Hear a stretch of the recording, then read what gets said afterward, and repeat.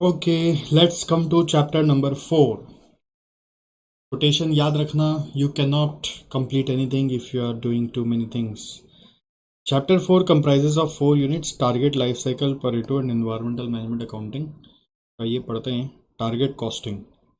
इसको कब अप्लाई करते हैं?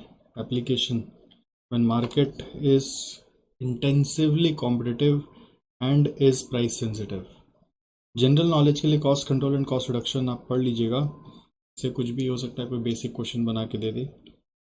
कॉस्ट कंट्रोल करने के लिए प्री रिक्विजिट्स क्या है कि रिस्पॉन्सिबिलिटीज़ फॉर कॉस्ट आपको डेलीगेट करना पड़ेगा, सबको टारगेट देना पड़ेगा, एम्प्लॉयज़ मोटिवेटेड होना चाहिए, रिपोर्टिंग होना चाहिए कि एंड में क्या किसने किया, फिर recommendations should be followed by action. ये बाद में जब रिपोर्टिंग होगा तो उसके बदले रिकमेंडेशंस देना है कि कैसे और इम्प्रूव करना, और उसके बाद एक्शन लेना है और फॉलो अप करते रहना है कि काम अच्छे से हुआ कि नहीं हुआ। तो ये बात आपको स्टैंडर्ड कॉस्टिंग का वेरिएंस रिपोर्ट करके भी एक क्वेश्चन मिलेगा, उसमें भी आपको मिलने वाला है। कॉस्ट रिडक्शन जब करने जाते हैं तो किस तरह से सोचते हैं? एक प्रोडक्ट डिज़ाइन के बारे में सोचते हैं, दूसरा ऑर्गेनाइजेशन का culture, role, cooperation, doubt removal, encouragement, यानी बेसिकली कल्चर के बारे में सोचते हैं, तीसरा फैक्ट्री लेआउट के बारे में सोचते हैं, चौथा production plan, program and method के बारे में सोचते हैं, पांचवा focus on other functions, administrative, marketing and finance management functions, सातवां tools and techniques, BPR, JIT, kaizen, target costing. ठीक है, ये सब टेक्निक लगा के भी कॉस्ट रिडक्शन किया जा सकता है। जैसे कॉस्ट रिडक्शन कहाँ कहाँ लाया जा सकता है, ये सब केस स्टडी लिखने में कभी काम आए, नॉलेज बैंक बनाने के लिए काम आता है। ये ऐसे अभी तक स्पेसिफिक क्वेश्चन अपने पास नहीं है कि जब कॉस्ट रिडक्शन की बात करेंगे तो प्रोडक्ट डिज़ाइन को बेटर करेंगे, ऑर्गेनाइजेशन कल्चर पे काम करेंगे, फैक्ट्री लेआउट को ठीक करेंगे, प्रोडक्शन प्लान जिससे कि मेरा main material machines optimally use हो जाए, एडमिन, मार्केटिंग, फाइनेंस फंक्शन में भी कॉस्ट रिडक्शन का स्कोप हो सकता है, और other techniques like BPR, kaizen, JIT आप यूज़ कर सकते हैं, और टारगेट कॉस्टिंग भी यूज़ कर सकते हैं जिससे कॉस्ट रिडक्शन होगा। कॉस्ट रिडक्शन के लिए डेडिकेटेड टीम का दरकार है, चेंजेस सजेस्टेड आर परमानेंट, और इसलिए कॉस्ट बेनिफिट एनालिसिस करना ज़रूरी है। Through standardization a company can reduce cost by economies of scale, ease in inventory control, ease of use. Standardization करके तीन बात आपको बताना है कि कॉस्ट रिडक्शन होता है तो क्या क्या तीन चीज़ से फ़ायदा आता है स्टैंडर्डाइजेशन का। इकोनॉमीज ऑफ स्केल, आप एक चीज़ को ज़्यादा वॉल्यूम में बना सकते हो। ईज़ इन इन्वेंट्री कंट्रोल, ध्यान ज़्यादा रखना नहीं पड़ता तो उसके लिए टाइम कम लगता है क्योंकि सब कुछ एक जैसा ही है। ईज़ ऑफ यूज़, जल्दी से जल्दी उसको आप फिट कर लेते हो, एक का ट्रेनिंग दो तो बहुतों में काम हो जाता है। तो that is standardization. First time standardization आपका हेनरी फोर्ड अपने कंपनी में लागू किए थे by bringing on standard nuts and bolts which can be used in different models of cars and as many places as possible standard nuts and bolts use हो सके। तो उससे क्या हुआ कि ये तीन बेनिफिट आया ही था, वो बेनिफिट आज भी आता है स्टैंडर्डाइजेशन के कारण। प्री रिक्विजिट्स है कॉस्ट रिडक्शन का कि टीम होना चाहिए और वेल डिफाइंड प्रोग्राम होना चाहिए। इसका प्री रिक्विजिट्स क्या है? रिस्पॉन्सिबिलिटी डेलीगेटेड होना चाहिए, उनको टाइमली रिपोर्ट उनसे लेना है, उनको पता हो, टारगेट पता होना चाहिए, फिर आपका एम्प्लॉय मोटिवेटेड होना चाहिए, फिर आप एक्शन और फॉलोअप भी करोगे। ठीक है, नेक्स्ट आता है what is target costing. Target costing एक स्ट्रक्चर्ड अप्रोच है use in competitive environment where there is intense competition and price sensitive market to determine, क्या चीज़ के लिए? To determine cost of the product proposed to be sold with specific functionality and quality to generate a target profit at a predetermined target selling price। तो main goal है target costing का कि target cost पता करेंगे by checking target price and target profit. तो इस target costing जिससे costing technique? Answer is no, it's more of a strategy. Target costing is based on concept of long term relations and mutual benefits in long term between all the representatives of value chain. तो target costing versus value chain अगर relationship कभी लिखना हो तो ये बताना है कि टारगेट कॉस्टिंग में सारे रिलेशंस आपको लॉन्ग टर्म तक मेंटेन करने पड़ेंगे वैल्यू चेन के जितने भी पार्टनर्स होंगे उनके साथ।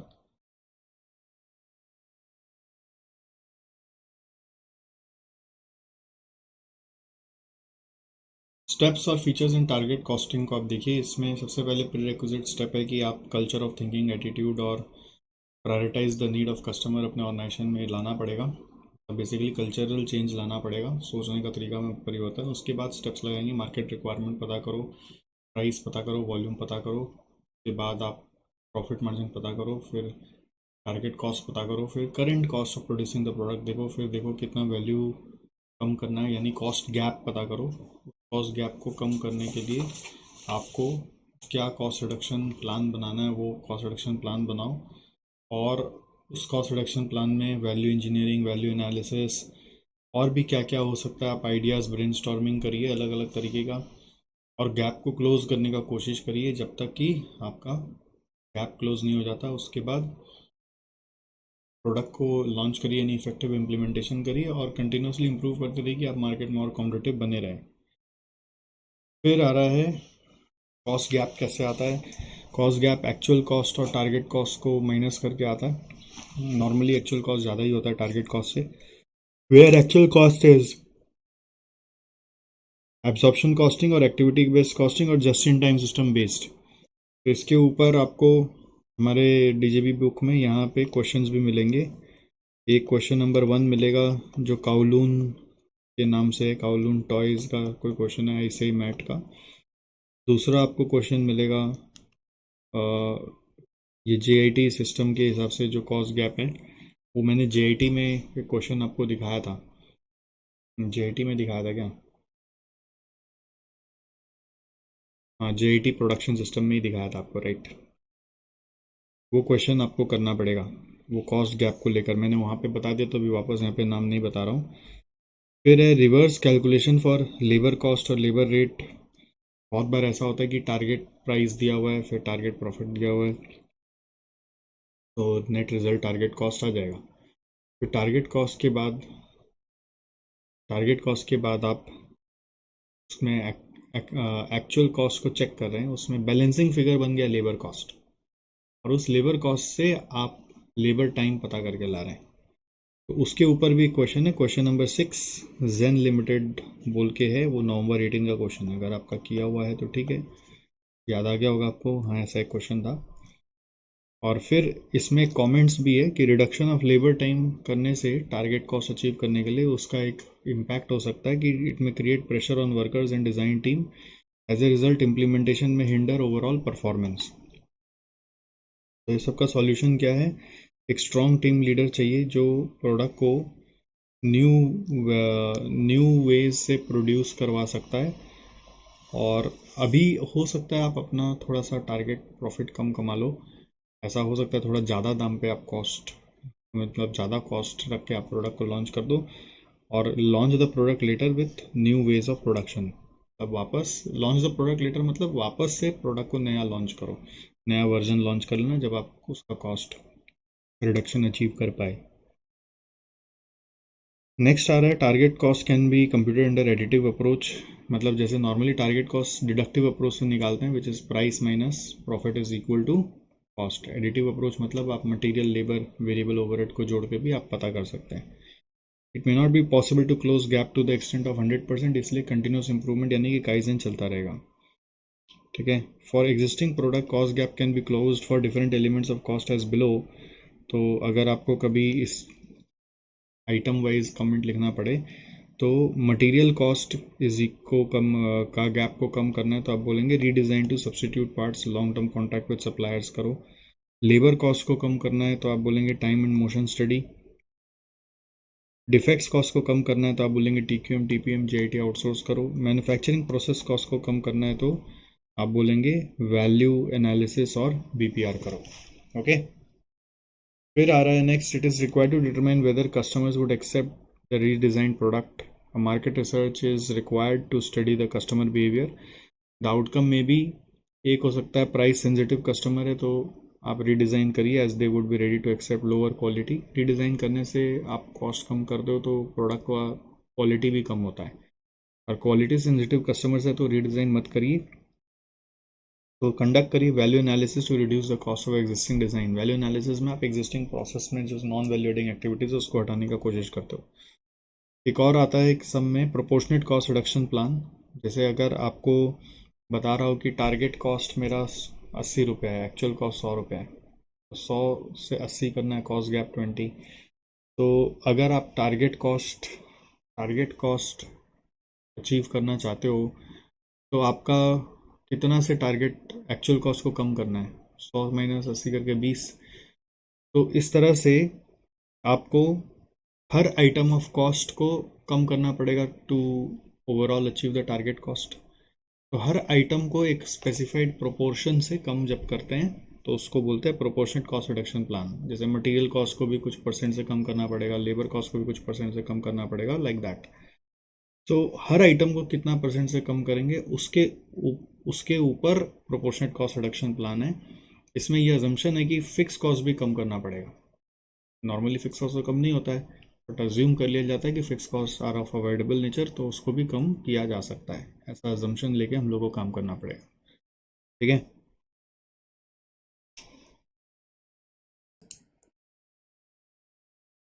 नेक्स्ट आ जाओ स्टेजेस ऑफ टारगेट कॉस्टिंग। ये सब कमेंट में लिखने काम आता है अगेन कि टारगेट कॉस्टिंग में सबसे पहले स्टेज होता है कि टारगेट प्राइस आपको पता करना है। ठीक है। और उसके बाद मार्केट रिक्वायरमेंट आपको जानना है, क्वालिटी क्या चाहिए, फंक्शनलिटी क्या चाहिए। टारगेट कॉस्ट फिर पता करना है, फिर डिज़ाइन करो प्रोडक्ट को, और फिर पायलट प्रोजेक्ट रन करो to evaluate the feasibility. Pilot project मतलब होता है demo. As per research 70 to 80% of the cost is always committed during the design stage, इसलिए designing is very critical. Do not confuse committed with incurred. Committed cost will be incurred in future when the production will be done. Committed मतलब होता है कि वो fix हो जाएगा कि अब आगे जब प्रोडक्शन करोगे तो लगना ही लगना है। तो कमिटेड कॉस्ट मतलब इनकर हो जाता है ऐसा नहीं है, मतलब ऐसा डिज़ाइन बन जाता है कि अब उस डिज़ाइन के हिसाब से प्रोडक्शन करोगे तो उतना कॉस्ट आगे लगना ही लगना है। कमिटेड कॉस्ट मतलब फिक्स हो गया कि अब लगना ही है, अभी नहीं लगा है। Next advantages of target costing ये है कि ये प्रोडक्ट इनोवेशन करने में हेल्प करता है, opportunities to do real savings in terms of value. Proactive approach है, एम्प्लॉय अवेयरनेस एंड इम्प्रूवमेंट आएगा। adoption of value added activities enhances product life by reducing time to market, क्योंकि जल्दी launch कराने पे आपको हेल्प करेगा। और एक मार्केट ड्रिवन अप्रोच है to determine value by what customers demand and are willing to pay for. तो नॉर्मली पहले क्या होता था, आप अपने हिसाब से बनाते थे, यहाँ पे पहला ही स्ट्रेटजी में पहला चीज़ ये डाल दी जाता है कि कस्टमर फर्स्ट। कस्टमर जो चाह रहा है वही चीज़ आप बना रहे हो, उसका डिफरेंस आ जाता है यहाँ पे। तो ये सब क्या है, इसके ऊपर एज सच कोई डेडिकेटेड क्वेश्चन नहीं है मेरे को लगता है। बस यहाँ पर ये सब जो यहाँ तक मैंने बताया ना, ये सब कमेंट्स में हेल्प करेगा आपको क्वेश्चंस का। ये सब इसलिए मैं पढ़ रहा था।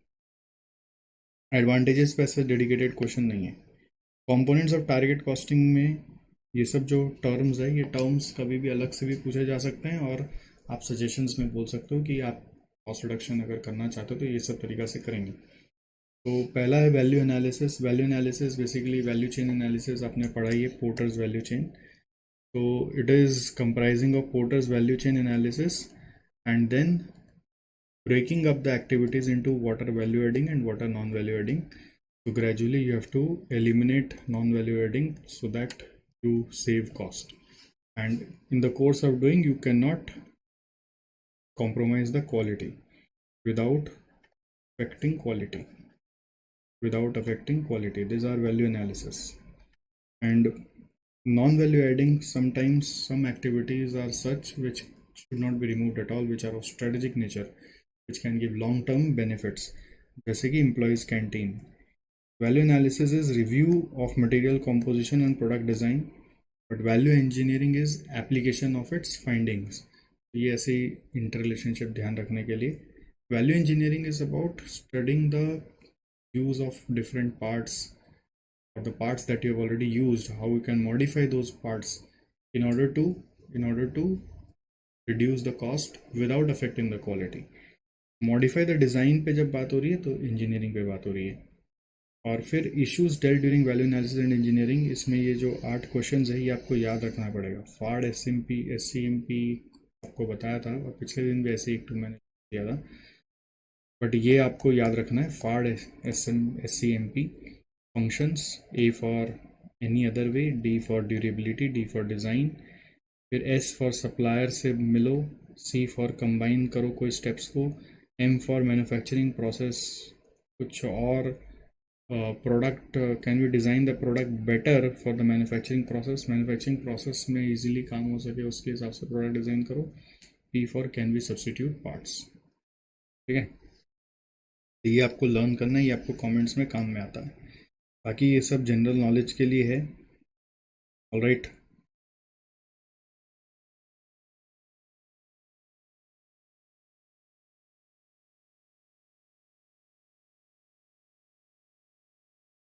फंक्शन एनालिसिस क्या होता है कि आप अपने प्रोडक्ट को, आप फीचर्स को एनालाइज करते हैं कि इसमें क्या क्या फंक्शंस हमने डाल दिया, और फिर उस प्रोडक्ट के ऊपर ऐसे ही फंक्शंस उसमें रखना चाहेंगे आप जो इतने अट्रैक्टिव हो कि वो कस्टमर्स को खींच ले at lowest price. Adding new features in a cost effective way, और बिना काम का फंक्शंस को हटा दीजिए, and that should be so attractive to customers that profit actually increase. तो फंक्शंस का एनालिसिस करो कि कौन कौन सा फंक्शंस हम लोग नहीं भी रखेंगे तो भी हमारा प्रोडक्ट अट्रैक्टिव रहेगा। Adding a reclining feature to an office chair, adding a reclining feature to an office chair, तो ये आपका हो सकता है अगर कॉस्ट इफेक्टिव वे में हो तो ये अट्रैक्ट करेगा आपको, मतलब कस्टमर को अट्रैक्ट करेगा और आपका प्रॉफिट बढ़ाएगा। नॉर्मली ऑफिस चेयर में रिक्लाइनिंग फीचर का नीड नहीं भी हो सकता है, बट अगर डाल दिया जाए तो वो एक अट्रैक्टिव फीचर है जिससे आपका चेयर का सेल्स बढ़ जाएगा, but it should be put in a cost effective वे। ठीक है, फंक्शनल एनालिसिस और वैल्यू एनालिसिस को लेके एक क्वेश्चन रहता है हमारे पास। उस क्वेश्चन का नंबर मैं आपको बता दे रहा हूँ, क्वेश्चन नंबर 4 क्वींस टाउन के नाम से है, जो आईसीए मैट में आपको मिलेगा। ठीक है, फिर क्वेश्चन नंबर 5 है एक, जो स्टोरवेल इंडस्ट्रीज़ के नाम से आपको मिलेगा, जिसमें स्टोरवेल इंडस्ट्रीज़ आरटीपी में 18 का क्वेश्चन है, जिसमें ना रिकमेंडेशन पे थोड़ा सा वो ध्यान देना है। इसी का सिमिलर क्वेश्चन है question number 7, NFC Furniture Limited, NFC Furniture Limited November 20 का क्वेश्चन है। तो ये दोनों क्वेश्चन सिमिलर, बट दोनों में ना रिकमेंडेशन सेम है। वो एक सम आता है, आपने देखा होगा कि एमयूवी के ऊपर कमेंट करना है, एलईवी के ऊपर कमेंट करना है, फिर आपको बताना है कि मशीन सेटअप आपका नॉन वैल्यू एडिंग एक्टिविटी है तो उसको हटाना है, फिर आपका मशीन असेंबली को लेकर आप किस तरह से उसके कॉस्ट रिडक्शन कर सकते हैं, और वही 8 क्वेश्चंस जो आपने अभी सीखा फाड़ एससीएमपी, उसको आप लिखोगे इसमें अपने आंसर्स में। ठीक है, तो ये आपका क्वेश्चन 5 और 7 में था। एक क्वेश्चन और है, वो वैल्यू चेन एनालिसिस के ऊपर है। तो basically porters value chain normally आपने पढ़ा ही है मेरे साथ फर्स्ट चैप्टर में, इनबाउंड लॉजिस्टिक्स और operations, outbound logistics, marketing, after sale service. तो उसी को लेके एक और क्वेश्चन है, क्वेश्चन 3 स्मार्ट बोलकर है, आईसीए मैट का क्वेश्चन है। ठीक है, तो ये एक्चुअली आप along with porters value chain आप समझ सकते हो, यानी कि चैप्टर 1 के कॉन्टेक्स्ट में भी रिलेट करके एक बार नज़र दौड़ा सकते हो, क्योंकि उसमें हम लोग पोर्टर्स वैल्यू चेन के बारे में बात कर रहे हैं। वैल्यू एनालिसिस में पोर्टर्स वैल्यू चेन को बेस लेकर उसका वैल्यू एडिंग और नॉन वैल्यू एडिंग एक्टिविटी में क्लासिफिकेशन करना है। पोर्टर्स वैल्यू चेन में जो भी बताया वो सब वैल्यू एडिंग ही है। आपको उसको दिमाग में रखते हुए अपना एक्टिविटीज़ को एनालाइज करते हुए फिर अपने एक्टिविटीज़ में से value adding non value adding आपको हटाना है। पोर्टर्स वैल्यू चेन का भी एक ऑब्जेक्टिव में आता है कि ये आपका वैल्यू एनालिसिस में हेल्प करता है। जस्ट एक मैंने रिलेट करके बता दिया। पोर्टर वैल्यू चेन के बारे में कुछ मत लिख देना, जब वैल्यू एनालिसिस के बारे में लिख रहे हैं। Value analysis porter value chain भी करने में हेल्प करता है, ये हमारा गोल था ये बात बताने का। ठीक है, तो एक बार अपने क्वेश्चंस में नज़र दौड़ा लें। जैसे क्वेश्चन नंबर 1 मैं आपको बोल रहा था काउलून वाला, वो तो बहुत सिंपल सा टारगेट कॉस्टिंग का क्वेश्चन है।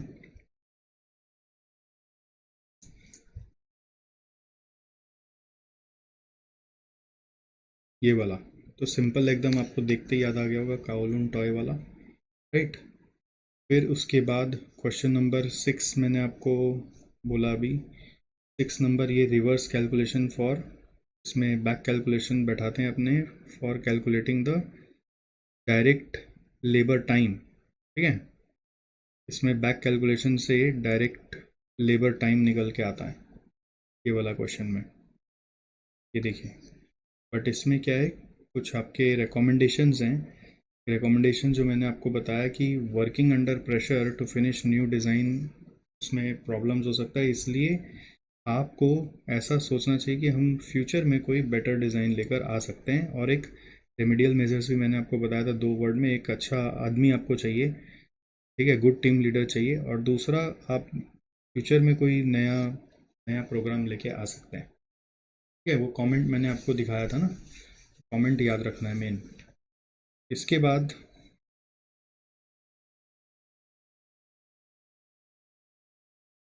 मैंने आपको बोला था वो क्वेश्चन नंबर 5 और 7 एक जैसा है ना। क्वेश्चन नंबर 5 और 7, ये देखिए 5 नंबर, ये वेरिएंस निकालने वाला सम याद आ रहा है आपको? मटेरियल, लेबर, मशीन सेटअप और मैकेनिकल असेंबली। ये क्वेश्चन में आपको पहले तो अपना सिंपल कैलकुलेशन करना है कि आपका करंट कॉस्ट वगैरह क्या है। पार्ट 1 में क्या था, करंट कॉस्ट ऑफ प्रॉफिट निकालना है, वो तो बहुत सिंपल है। नॉन वैल्यू एडिंग एक्टिविटीज़ में सिर्फ एक ही नाम दिया हुआ है, सेटअप एक्टिविटी। फिर मेन तो टारगेट कॉस्ट भी निकालना इजी था, वो भी कोई इसमें झमेला नहीं है। मेन है रिकमेंडेशन।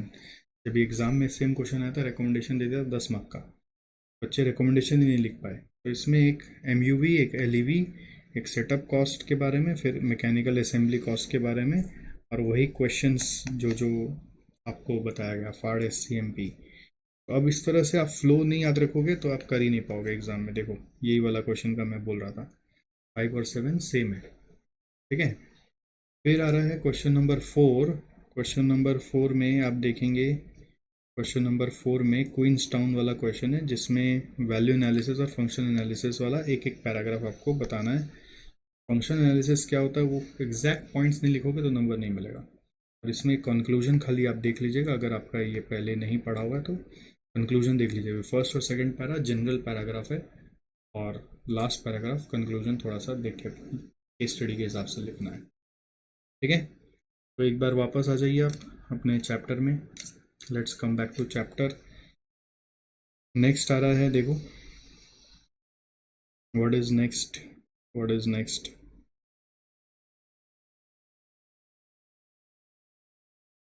या प्रॉब्लम्स विद टारगेट कॉस्टिंग, कि ये लंबा खींच सकता है, बहुत ज़्यादा कॉस्ट कटिंग होगा तो डिससेटिस्फैक्शन भी आ जाता है एम्प्लॉयज़ में। Difficult to reach a consensus many a times, because तो क्या डिज़ाइन पे अल्टीमेटली क्लोज करना है, वो बहुत इटरेटिव प्रोसेस है, बहुत लंबा रिपीटिशंस चलता है उसमें। High cost of development, high cost of development यहाँ पे लग सकता है। may reduce quality cost of the products, may reduce quality of the products, because excessive cost reduction can have that impact based upon forecasting and estimation which are dynamic, based upon forecasting and estimation which are dynamic, ठीक है। मुझे लगता है अभी टाटा ने जो अपना बनाया ना अविन्या मॉडल, आपने देखा होगा गूगल में, तो अविन्या जो है ये एकदम स्ट्रेटजी है, बस से ब्रांड का एक आइडेंटिटी उन्होंने बना दिया कि हम लोग भी इस तरह का डिज़ाइंस कर सकते हैं, जैसे कि कोई टेस्ला फिसला कर रहा है। और अब उसको दिखा दिखा के उसका करंट कार का सेल्स बढ़ने लगेगा कि टाटा वहाँ तक पहुँच रहा है, तो इसलिए टाटा पे रिलाई करो।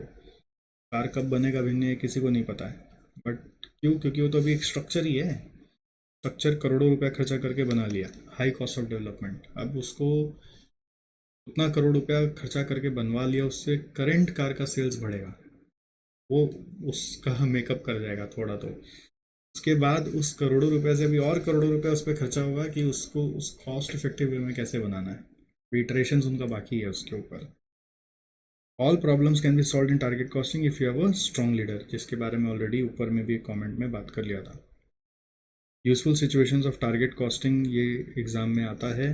सूटेबिलिटी ऑफ टारगेट कॉस्टिंग बोलकर भी कहीं पूछ सकता है, किसी क्वेश्चन में 2-3 मार्क 4 मार्क के लिए ऐड कर देगा।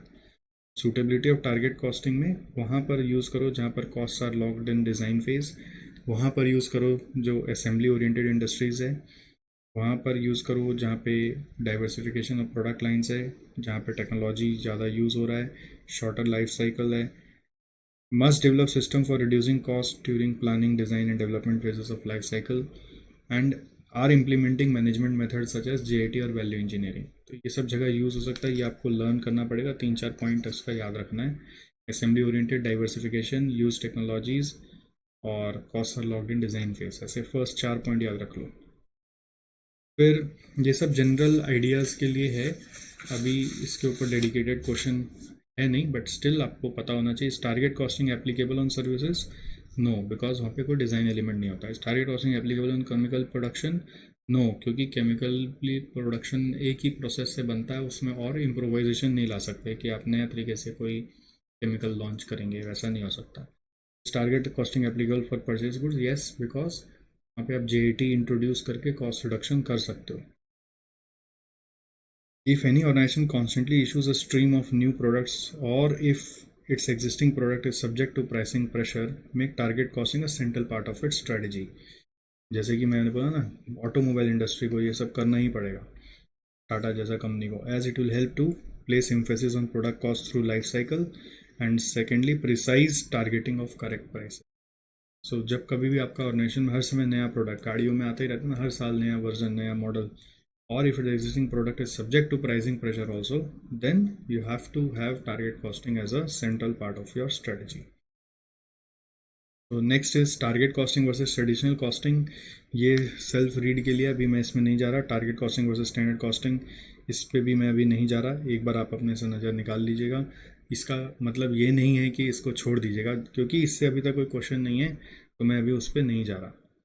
फिर इसके अलावा टारगेट कॉस्टिंग में और भी क्वेश्चंस हैं जो मैं आपको बता दे रहा हूँ। भाई क्वेश्चन नंबर 2 है कावेरी लिमिटेड बोलकर, वो एक जिंगारू बाइक्स निकाला था, मैं बस इश्यूज फेस्ड आपको बताना था। इश्यूज फेस्ड या ऐसे मैट का क्वेश्चन है, आप एक बार नोट कर लो। फिर क्वेश्चन नंबर 8 है जैन 21 का, एबीसी लिमिटेड बोलकर, उसमें एक उनको टारगेट प्रॉफिट कमाना था। उसमें सबसे बड़ा झमेला था कि किस तरह से आपका जो रेवेन्यू और कॉस्ट दिया वो डिस्ट्रीब्यूट कैसे होगा। उसका क्रैक पॉइंट था कि वेरिएबल कॉस्ट आपको वो लोग दिया हुआ है परसेंट हिसाब से, तो टोटल अगर आप 100 मान लेंगे तो उसमें 3 यूनिट है, तो तीनों का डिवीजन दिया हुआ है। फिर कंट्रीब्यूशन रेशियो भी दिया, तो उससे टोटल कंट्रीब्यूशन को अगर आप 100 मान लेंगे तो कंट्रीब्यूशन भी तीनों का आ जाएगा, और उससे सेल्स निकालना पड़ेगा आपको। ये variable cost plus contribution is equal to sales. अगर ये क्रैक आपको समझ में आ गया तो ये जैन 21 वाला सम हो जाएगा, मैं दिखाऊंगा आपको। तो टोटल 200 अगर है तो उस 200 का ब्रेकअप मिल जाएगा। इसके बाद क्वेश्चन नंबर 9 है the newly appointed finance director बोलकर, ये आपका अगेन जैन 21 का क्वेश्चन है, जिसमें पेनल्टी और रिवॉर्ड है कि अगर टारगेट कॉस्ट अचीव हो जा रहा है तो क्या पेनल्टी रिवॉर्ड मिलेगा, और नहीं हो रहा है तो क्या पेनल्टी लगेगा। तो ये बहुत इजी क्वेश्चन था, कॉमन सेंस से करने का, जैन 21 में ही आया था। क्वेश्चन नंबर 10 है वेनिस लाइट वर्क्स बोलकर, जिसमें आपको केस स्टडी डाइजेस्ट का क्वेश्चन है, जिसमें आपको कैलकुलेशन में प्राइस निकालना है, फिर टारगेट कॉस्ट निकालना है, फिर कॉस्ट रिडक्शन कितना से होगा निकालना है। ईजी क्वेश्चन है ये सब जो मैं बता रहा हूँ ना, खाली 8 नंबर में वो ट्रिक को समझ जाओगे तो हो जाएगा। 2, 9, 10 एकदम इजी क्वेश्चन है, अभी हम लोग देखेंगे, ठीक है। इसी में प्रोपोर्शनेट कॉस्ट रिडक्शन प्लान हम लोग फर्स्ट टाइम सीखे थे। प्रोपोर्शनेट कॉस्ट रिडक्शन प्लान, इसमें अजम्पशन लिया जाता है कि fix cost are also avoidable in nature, तभी वो रिड्यूस होगा। और इसमें एक रिडक्शन करने का जो परसेंट है, वो परसेंट है कितना से कॉस्ट रिड्यूस होगा, वो परसेंट है percentage of reduction in profit. जितना से प्रॉफिट रिड्यूस हो रहा है उतना से सारे कॉस्ट को रिड्यूस करना है। क्वेश्चन 11 एक JKL लिमिटेड जुलाई 21 का क्वेश्चन है, जुलाई 21 एग्ज़ाम का। इसमें सिंपल टारगेट कॉस्ट वगैरह निकालना है, पहले एक्टिविटी बेस्ड कॉस्ट निकालना है, फिर टारगेट कॉस्ट निकालना है, एक्टिविटी बेस्ड कॉस्ट, फिर टारगेट कॉस्ट, और फिर वो 4 मैनेजमेंट एक्शंस पूछ रहा है उसमें, उस पर थोड़ा सा ध्यान देना है, तो उसमें आप क्या कमेंट लिखोगे उसको हम लोग खाली रिवाइज करेंगे। क्वेश्चन नंबर 12 एक ड्रीम होम्स करके क्वेश्चन है, जो केस स्टडी डाइजेस्ट का है, केस स्टडी डाइजेस्ट का, जिसमें आपको सूटेबिलिटी ऑफ टारगेट कॉस्टिंग पूछ रहे हैं। सूटेबिलिटी ऑफ टारगेट कॉस्टिंग जो अभी मैंने नहीं पढ़ा था, assembly oriented industry, diversification of product lines, ज़्यादा टेक्नोलॉजी यूज़ हो रहा है, जहाँ पर कमिटेड हो जा रहा है कॉस्ट डिज़ाइन फेज पे, वो सूटेबिलिटी ऑफ टारगेट कॉस्टिंग, और एक उसमें सप्लाई चेन मैनेजमेंट का भी लिंक था, जो मैंने सप्लाई चेन मैनेजमेंट में समझाया था, वेंडर मैनेजमेंट, इन्वेंट्री टेक्निक और cost per touch inventory system का बात इसमें किया हुआ है। तो अब ये जो क्वेश्चन है मैं एक बार उस पर भी नज़र आपका दौड़वा दे रहा हूँ, ठीक है। अगर आप थोड़ा समय दोगे तो आपका काफ़ी कुछ कवर हो जा रहा है, आप ये भी तो सोचो। क्वेश्चन नंबर 2 में आओ। कावेरी लिमिटेड में वही बाइक्स को लेकर था, इसमें कुछ इश्यूज बताए हुए थे। After adopting target costing issues and challenges faced क्या होगा, और प्राइसिंग स्ट्रेटजी चूज़ करना था। तो प्राइसिंग स्ट्रेटजी यहाँ पर कौन सा चल रहा है, लो कॉस्ट प्राइसिंग स्ट्रेटजी चल रहा है। और फिर टारगेट प्राइस मेंटेन करने के लिए जो जो उन्होंने एक्शंस लिया उसका इश्यूज़, वो इश्यूज़ है इन क्वेश्चन में ही सारा बताया हुआ है, आपको बस वो इश्यूज़ को हाईलाइट करना है। अगर आपका पढ़ा हुआ है तो आपको याद आ गया होगा। फिर क्वेश्चन 3 मैंने बोला था वो एस स्मार्ट वाला क्वेश्चन है, जिसमें पोर्टर्स वैल्यू चेन के बारे में बात हो रहा है। तो वो inbound logistics operations, outbound logistics वगैरह को लेकर यहाँ पर काम हो रहा है, ठीक है। इसमें प्राइमरी और सपोर्ट दोनों के बारे में बताना है, ठीक है, प्राइमरी प्लस सपोर्ट। तो ये actually traditional versus strategic cost management में शिफ्ट हो जाना चाहिए, बट जस्ट वैल्यू एनालिसिस यहाँ पर भी है तो बोल के यहाँ पे रखा गया है। हो सकता है ग्रेजुअली हम लोग मैट इम्प्रूव करें तो उसमें शिफ्ट कर देंगे। फिर ये 4 हो गया। 5 भी मैंने आपको बता दिया कि इसमें मेन वो रिकमेंडेशंस है। 6 नंबर मैंने आपको बता दिया था कि इसमें वो टारगेट लेबर टाइम निकालने का है, जिसका रिकमेंडेशन ध्यान रखना है। 7 नंबर मैंने आपको बता दिया था जो 5 के जैसा ही है। 8 नंबर मैं जो बोल रहा था कि इसमें ये फर्स्ट टाइम और पहली बार इतिहास में ऐसा क्वेश्चन आया, इसमें ब्रेकअप करना नहीं समझ में आता है। तो इसमें क्या ना, देखो 3 डिवीजन है ना, उनका वेरिएबल कॉस्ट दिया हुआ है, उनका कंट्रीब्यूशन दिया हुआ है, ठीक है। और ये दोनों को लेकर आप, जैसे वेरिएबल कॉस्ट अगर आपका 100 है तो 30, 50, 20 आप मान लोगे ये। और कंट्रीब्यूशन बोल रहा है as a percentage on variable cost, तो 100% होने से 30, 80% होने से हो गया कितना, 80% होने से हो गया 50, 80% 40, 150% होने से हो गया 30, तो 30, 40, 30 करके 100 आ गया। तो फिर सेल्स आ जाएगा विच इज़ 60, 90 एंड 50, तो ये टोटल आ गया 200, सेल्स भी आ गया 200। ऑलराइट, सो इस तरह से वेरिएबल कॉस्ट कंट्रीब्यूशन जोड़कर आ गया सेल्स। अब ये सेल्स का ब्रेकअप लेकर आपको वर्किंग करना है यहाँ पर, ये मेन क्रैक है इस क्वेश्चन का।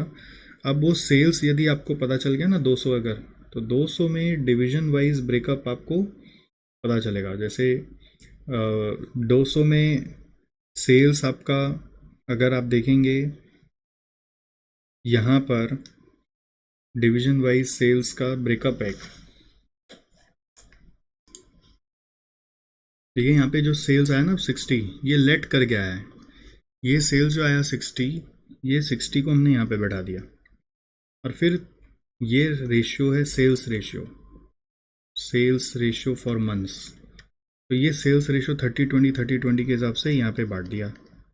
फिर वेरिएबल कॉस्ट उसका यहाँ पे दिया हुआ है। वेरिएबल कॉस्ट अगर 100% है तो उसका 20, 30, 50 यहाँ लग रहा है। तो इस सेल्स के पीछे वेरिएबल कॉस्ट 30 है, तो इस सेल्स का टोटल वेरिएबल कॉस्ट 30 लिखा, और फिर उसको इस रेशियो में बांट दिया 20, 30 और 50। तो 20%, 30%, 50%, फिर उसका कंट्रीब्यूशन निकाला।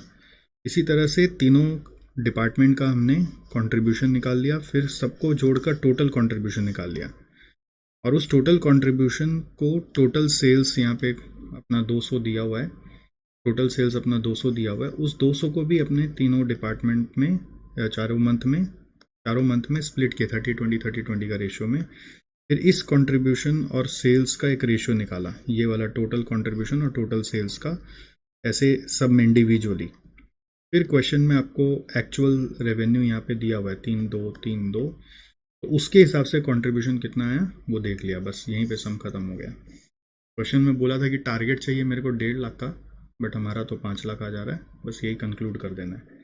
तो ये क्या, ये क्वेश्चन अगर एक बार इस तरह से नहीं समझा हुआ तो ये होता ही नहीं है, समझ में नहीं आता कि स्टार्ट कैसे करना है। खैर, इसके बाद आ जाइए आपका एक क्वेश्चन नंबर 9 है, the newly appointed finance director इसके ऊपर मैंने आपको बता दिया, सिंपल सा है, आप क्वेश्चन पढ़ोगे तो कर लोगे, अगर एग्जाम में डायरेक्ट भी आया तो भी आप कर लोगे। फिर क्वेश्चन नंबर 10 आपको बताया वेनिस लाइट वाला, आईसीआई जर्नल और केस स्टडी डाइजेस्ट एक ही बात है। इसमें वो प्रोपोर्शनेट कॉस्ट रिडक्शन प्लान के बारे में आपने सीखा था, और उसमें ये सीखा है कि प्रोपोर्शनेट कॉस्ट रिडक्शन प्लान जो कैलकुलेट कर रहे हैं उसमें कितना परसेंट से रिड्यूस होगा। तो परसेंटेज डिक्लाइन इन मार्जिन जितना से हो रहा है उतना से सारा कॉस्ट को रिड्यूस किया जा रहा है यहाँ पर एग्जिस्टिंग और टारगेट कॉस्ट को। और उसमें अजम्पशन लिखा जा रहा है कि फिक्स कॉस्ट नॉर्मली अनअवॉइडेबल होते हैं, बट अभी अपने अज्यूम किए कि फिक्स कॉस्ट सारे अवॉइडेबल नेचर के हैं। फिर कॉस्ट रिडक्शन करने के लिए जो स्टेजेस हैं वो टारगेट कॉस्टिंग के स्टेजेस, ये आपको कमेंट में मैंने दिखाया था कि 4 स्टेजेस होते हैं, target price, cost, designing and pilot project से इम्प्लीमेंटेशन। और फिर यहाँ पर ये कमेंट्स जो लिखा हुआ है उसको एक बार आप पढ़ लीजिएगा। यहाँ पर if customer is found price sensitive then design में be opted, if customer is found quality sensitive then redesigning should not be done. So ये सब जो मैंने साइड कमेंट्स के लिए आपको मार्क कराए थे वो यहाँ पे लिखा हुआ, आप उसको एक बार नज़र से बस निकालिएगा। फिर आपका क्वेश्चन नंबर 11, ये जुलाई 21 का क्वेश्चन है। इसमें ये जैसे पहले ये एक्टिविटी वाइज टोटल कॉस्ट दिया हुआ है, इसको दोनों में बांटना है, और उसके लिए यहाँ पर आपको कॉस्ट ड्राइवर्स दिए हुए हैं। तो कॉस्ट ड्राइवर का रेशियो लेकर यहाँ पर दोनों में स्प्लिट करना है, तो टोटल कॉस्ट ऑफ एक्स और वाई आ जाएगा, वो फर्स्ट पार्ट है। सेकंड पार्ट में आपको ये देखिए full cost of parts X Y activity based costing से आएगा। सेकंड पार्ट में आपको टारगेट कॉस्ट पर यूनिट निकालना है for the new design. New design शायद वाई का है, यहाँ पे देख लीजिएगा, मुझे जहाँ तक याद आ रहा है वाई का ही होगा। और फिर देखना new design cost reduction target achieve किया कि नहीं किया। तो टारगेट कॉस्ट निकालने के लिए target price minus target profit. Question में टारगेट प्राइस दिया हुआ है और प्रॉफिट मार्जिन आपका पार्ट 1 से आ जाएगा, तो उससे आपको टारगेट कॉस्ट निकालना है। उसके बाद ये 4 पॉसिबल मैनेजमेंट एक्शन और most suitable situation for adoption of target costing. Suitability तो आपको पढ़ा ही दिया, बट 4 पॉसिबल मैनेजमेंट एक्शन खाली इसमें ये ध्यान देने का है कि इसमें हम क्या लिखेंगे, अगर पहले से नहीं पता है तो value analysis, time motion study, cost reduction in direct machining cost by apportioning techniques, non value adding activities को आइडेंटिफाई करिए, सेंसिटिविटी एनालिसिस कंडक्ट करिए। तो ये भी आपको कमेंट्स में मैंने बताया था कि कैसे एलिमेंट वाइज कॉस्ट रिड्यूस करते हैं, आप वैसा कमेंट्स लिख सकते हैं। और सूटेबिलिटी का आपको याद ही होगा ये वाला, ठीक है। तो ये क्वेश्चन भी कोई खतरनाक नहीं है, बट मैनेजेबल है, खाली वो मैनेजमेंट एक्शन देख लेना है। और ड्रीम होम्स वाला क्वेश्चन में अगर आप पढ़े हैं पूरा पहले, तो वही सूटेबिलिटी ऑफ टारगेट कॉस्टिंग आपको देखना है।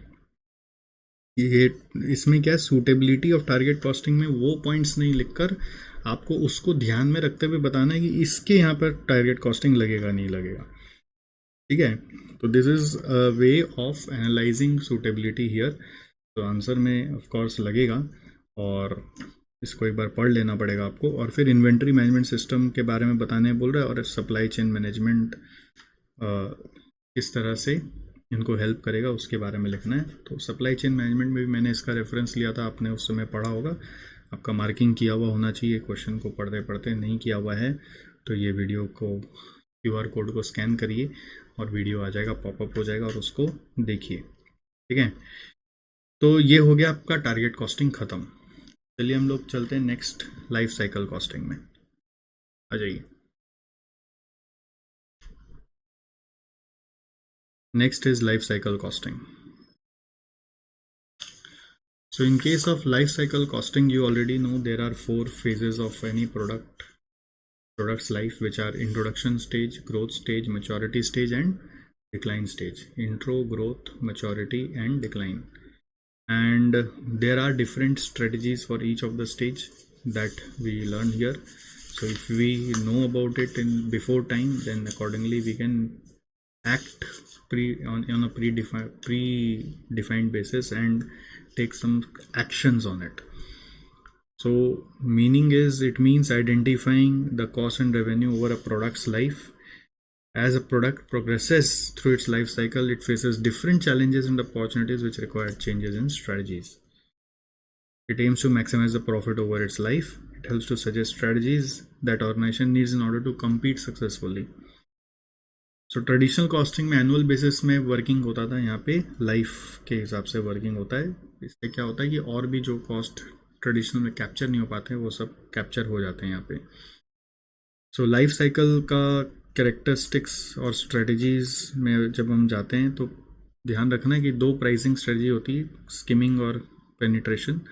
Skimming the cream pricing strategy ज़्यादा सूट करता है जब लाइफ साइकिल कॉस्टिंग करें, जब आप अपना प्रोडक्ट को इस तरह से प्राइस कर रहे हैं कि वो धीरे धीरे अपना प्राइस को घटाएगा। अब शुरुआत में बहुत हाई प्राइस पर लॉन्च होगा, फिर धीरे धीरे प्राइस को घटाएगा, तो उसको स्किमिंग कहते हैं।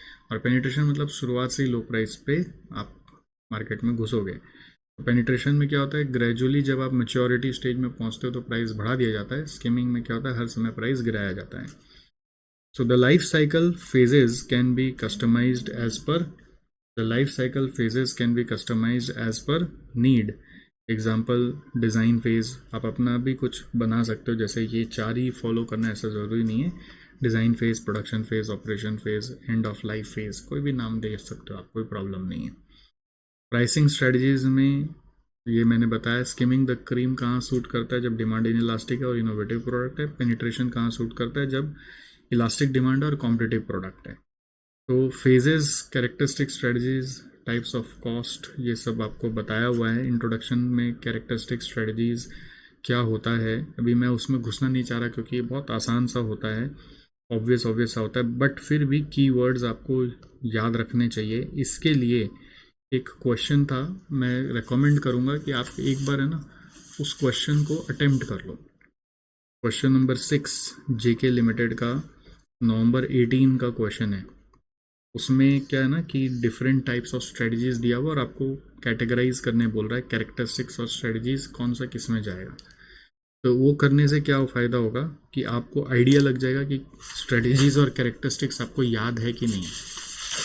ठीक है, अगर याद नहीं है तो इस क्वेश्चन को करके आपको याद आ जाना चाहिए। क्वेश्चन नंबर 6 एक बार मैं आपको दिखा दे रहा हूँ हमारा डीजेबी बुक का। आपको ये देखिए, JK Limited is following life cycle costing, November 18 में भी आया था। तो ये जो आपको दिखाया जा रहा है ना 1 से 12, इसको कैटेगराइज करना है आपको। इसमें कुछ कैरेक्टरिस्टिक्स है, कुछ स्ट्रेटजीज हैं, और ये कैटेगराइजेशन अगर आप सही सही कर लिया, हालांकि आपका आंसर लिखा हुआ होगा, बट एक बार आप फिर से ट्राई कर लीजिए।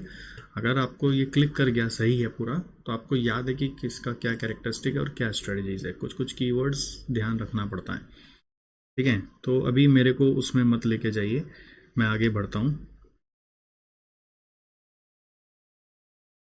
इसके बाद इसमें एक और क्वेश्चन है, question number 4, Switch Tech Limited बोलकर, Switch Tech Limited ICI mat का क्वेश्चन है, जो अगेन स्ट्रेटजीज के ऊपर बात कर रहा है। एक बार फिर से देखो, क्वेश्चन नंबर 4, ये रहा, स्विच नहीं है, sorry, Swift Tech limited.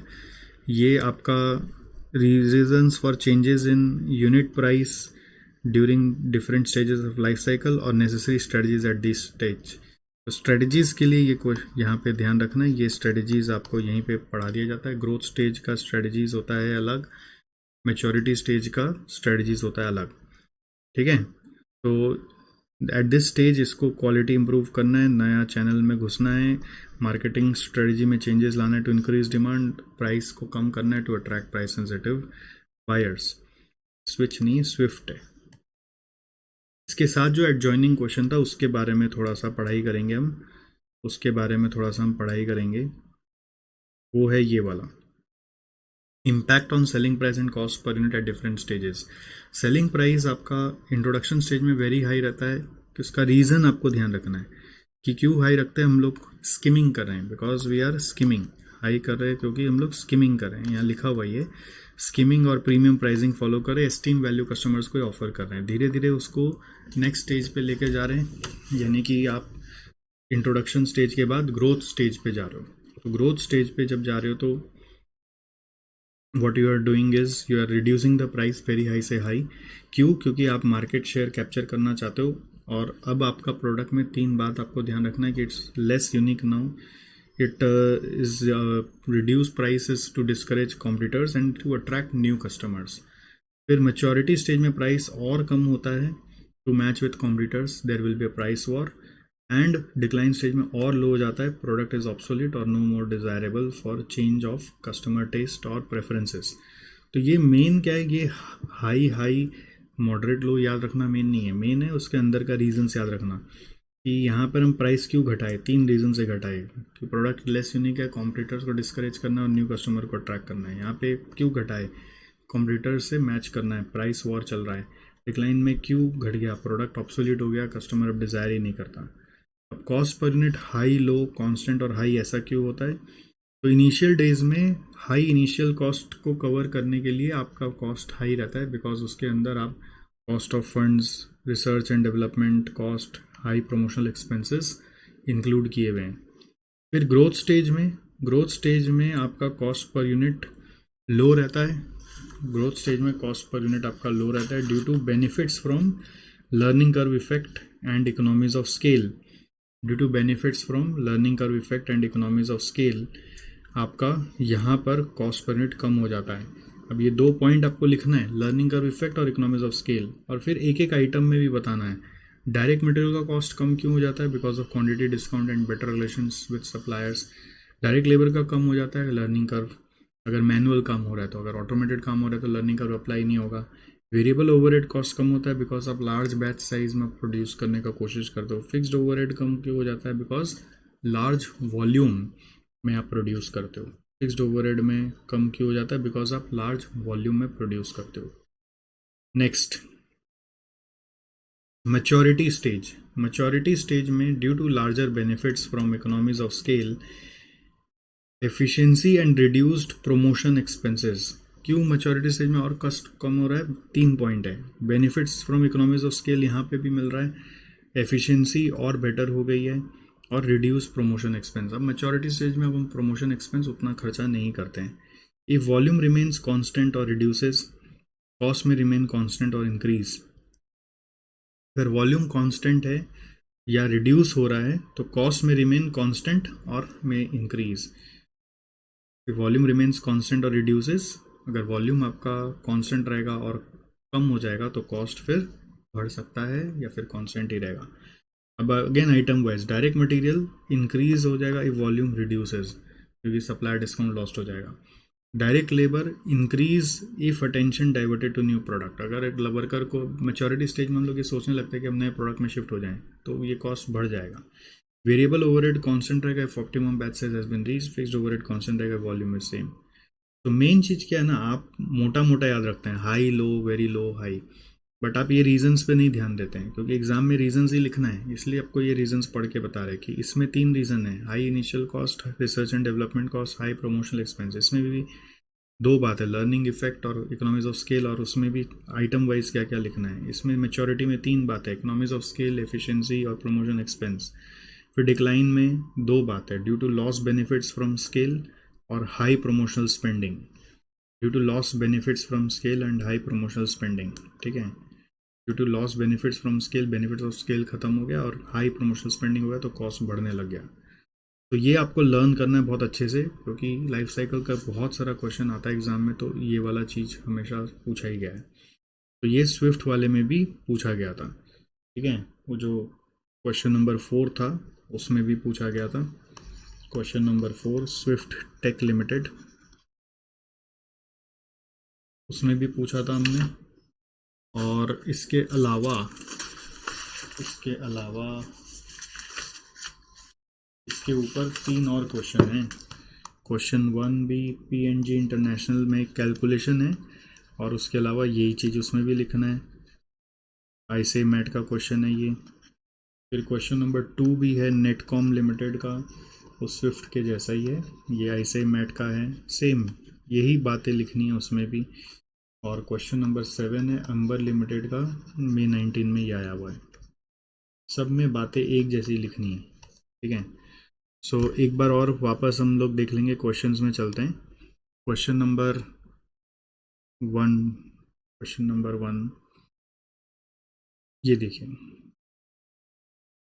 PNG वाला जो क्वेश्चन था, इसमें मेन ये क्यूमुलेटिव सेल्स और सेलिंग प्राइस को लेकर आप ये वाला वीक्स और सेल्स डिमांड को लेकर, और ये वाला यूनिट वेरिएबल कॉस्ट और उसका वेरिएबल कॉस्ट पर यूनिट को लेकर, जैसे इंट्रोडक्शन और ग्रोथ स्टेज यहाँ पे बताया हुआ, बोला मैच्योरिटी और डिक्लाइन बताओ। तो ट्रैक कैसे हो जाता है कि यहाँ तक बोल रहा है इंट्रोडक्शन स्टेज है, 11 to 30 बोल रहा है आपका मैच्योरिटी स्टेज है, क्योंकि डिमांड बढ़ रहा है, सॉरी ग्रोथ स्टेज है, डिमांड क्योंकि बढ़ रहा है।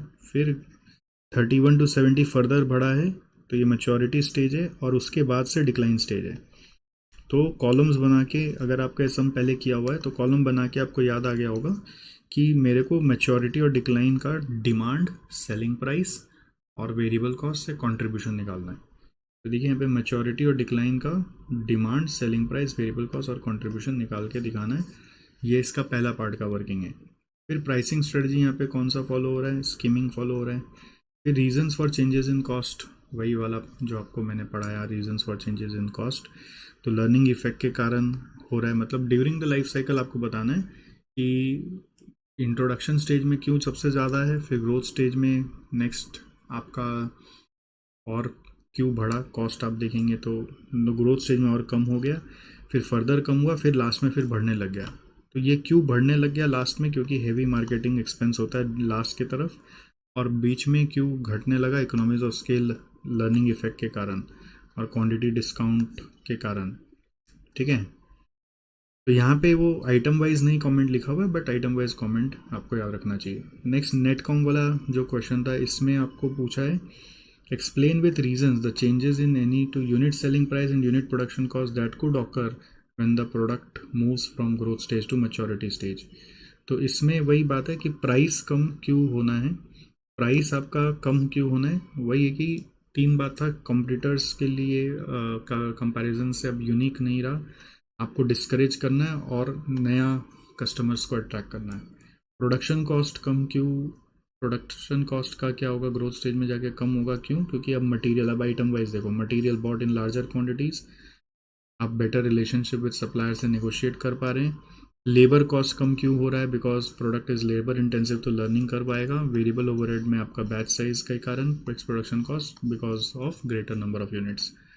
ठीक है, तो यही चीज़ दिखाना था। मैच्योरिटी स्टेज में योर प्राइस फर्दर रिड्यूस होगा या फिर कांस्टेंट भी रह सकता है, there may be occasional offers to tempt the customers, otherwise price constant रहेगा। और प्रोडक्शन कॉस्ट कम क्यों होगा, बिकॉज ऑफ, यहाँ पे कांस्टेंट के हिसाब से बताया हुआ है, तो because of loss of negotiating power. Labour cost are unlikely to change and may increase if they have started working on the next product. Overhead cost are likely to be similar because सब optimum batch size पर operate हो रहा होगा। तो वो जो अपने points लिखे थे वो यहाँ पे आंसर में लिखना है। ठीक है, तो 2 हो गया। फिर मैंने बोला 7 नंबर देख लो। 7 नंबर अंबर लिमिटेड का क्वेश्चन है। ये आपका थोड़ा सा इसमें ना प्राइसिंग स्ट्रेटजी का बेसिक कैलकुलेशन है, और मेन वही ये पार्ट सी यहाँ पे देख लेना, एवरेज यूनिट कॉस्ट और सेलिंग प्राइस में चेंजेस क्यों आ रहा है उसके बारे में पूछ रहा है। तो ये पार्ट सी के लिए मैंने ये अंबर लिमिटेड यहाँ पे कनेक्ट किया हुआ है, और उसमें वही चीज़ है कि इम्पैक्ट ऑन प्राइस और सारा वही वैसे ही लिखना है, एक बार और आँख से निकाल लेना, वही पॉइंट्स आपको कॉमन मिलेंगे। ठीक है, material cost will remain constant, फिर आइटम एलिमेंट वाइज कमेंट लिखा हुआ है। ठीक है, तो ये चीज़ को एक बार और नज़र से निकाल लो, अभी आप 2-4 मिनट और रुको और उसको नज़र से निकाल लो। चलो हम आगे बढ़ते हैं। फिर हम वापस चल रहे हैं आपके साथ, पीछे पीछे वापस चल रहे हैं। एक आपको यहाँ पर बेनिफिट्स ऑफ लाइफ साइकिल थोड़ा सा याद कर लेना चाहिए, क्योंकि अगर एग्ज़ाम में आ जाएगा ना तो ये लिखने ही नहीं बनेगा। तो इसके लिए निमोनिक दिया हुआ आई स्लोआ। तो I for individual product profitability, C for control of manufacturing cost over life. ये सब निमोनिक्स को भी एक लिस्ट बना लो कि कहाँ कहाँ पे क्या निमोनिक है, उसका भी एक अलग से हो सके ना, हाथ से एक बार बैठ के लिख लेना। क्या होगा इससे कि आप एक बार और उसको एग्ज़ाम में रास्ते में जाते जाते देख पाओगे। तो control of manufacturing cost over life, earlier actions to generate revenue and lower cost. ठीक है, आई था इंडिविजुअल प्रोडक्ट प्रॉफिटेबिलिटी, सी था control of manufacturing cost over life, E for earlier action ले सकते हो आप, एल फॉर है आपका long term rewarding, O for opportunities are more apparent, V for visibility of non production cost, और A for है accurate feedback information. तो ये थोड़ा रटने का चीज़ है, इसका कोई उपचार नहीं है। फिर ये भी वो जेकेएल लिमिटेड का क्वेश्चन में आया हुआ है, importance of product life cycle. तो एज अ प्लानिंग टूल ये आपको हेल्प करेगा नया स्ट्रेटजीज सोचने में। Control tool, compare with similar products and performance better हो रहा है कि नहीं। फोरकास्टिंग टूल की तरह ये उतना यूजफुल नहीं है, because sales histories exhibit diverse pattern. यहाँ पे सेल्स बहुत और नीचे चल रहा होता है। As an analysis tool it can help to suggest which strategies the organisation needs to adopt in order to compete successfully. Normally 3 ही किताबों में लिखा होता है, आपका एग्जाम में ही ये चौथा वाला आया था। प्लानिंग और एनालिसिस ऑलमोस्ट सेम ही है, ज़बरदस्ती का 4th पॉइंट बनाया है, इसलिए मैंने ऐसे एरो से मार्क किया हुआ है। बट फिर भी आपको अपना आंसर इसी के हिसाब से लिखना है, which suggest strategies the organisation needs to adopt in order to compete successfully. यहाँ पे बोल रहे थिंक करो, यहाँ पर मतलब बेसिकली आइडेंटिफाई करो, यहाँ पर सिलेक्शन करो, ऐसा कुछ ऑब्जेक्टिव होगा। एनालिसिस एक्चुअली आइडेंटिफाई करने के बाद होता है, ठीक है। सो अगर आपको कोई कमेंट बेस्ड क्वेश्चन पूछ ले कि कैसे product return over life cycle हम बढ़ाएंगे, तो आंसर है कि जितना अर्ली स्टेज में वैल्यू इंजीनियरिंग करेंगे उतना फ्यूचर कॉस्ट कम होगा। And reduce time to market, जल्दी से जल्दी प्रोडक्ट लॉन्च करिए जिससे कि मैक्सिमाइज कर सकोगे आप प्रोडक्ट का लाइफ साइकिल। तो ये time to get into the market कम करेंगे तो प्रोडक्ट का लाइफ बड़ा हो जाएगा। R&D team must work with cross functional, means अलग अलग टीम डिपार्टमेंट के साथ मिलकर काम करेगा। Early target costing increases the life, मतलब जितना जल्दी आप टारगेट कॉस्टिंग उसमें एग्जीक्यूट कर पाओगे लाइफ बढ़ जाएगा। Value engineering is done in terms of quality, innovation, simplification, implementation, procedures, ठीक है। फिर कैरेक्टरिस्टिक्स ऑफ लाइफ साइकिल भी एक बार एग्जाम में आया हुआ है, अगेन बहुत ही कॉम्प्लिकेटेड सा है, जैसा कि आप जानते हैं ये बेनिफिट्स और कैरेक्टरिस्टिक्स सब मिक्स हो जाता है। उसको याद करने के लिए आपको एक निमोनिक दिया हुआ है, net VFP। So N for है न्यू यूजेस, न्यू यूजर्स और increasing consumption of present users. New users और increasing consumption of present users आपको पता करना है। E फॉर है different emphasis on each stage. T for है threats and opportunities at each stage. V for है average cost and profit per unit varies. F for है finite lives होते हैं प्रोडक्ट के, different stages and varying speed वो अपना stage change करता है।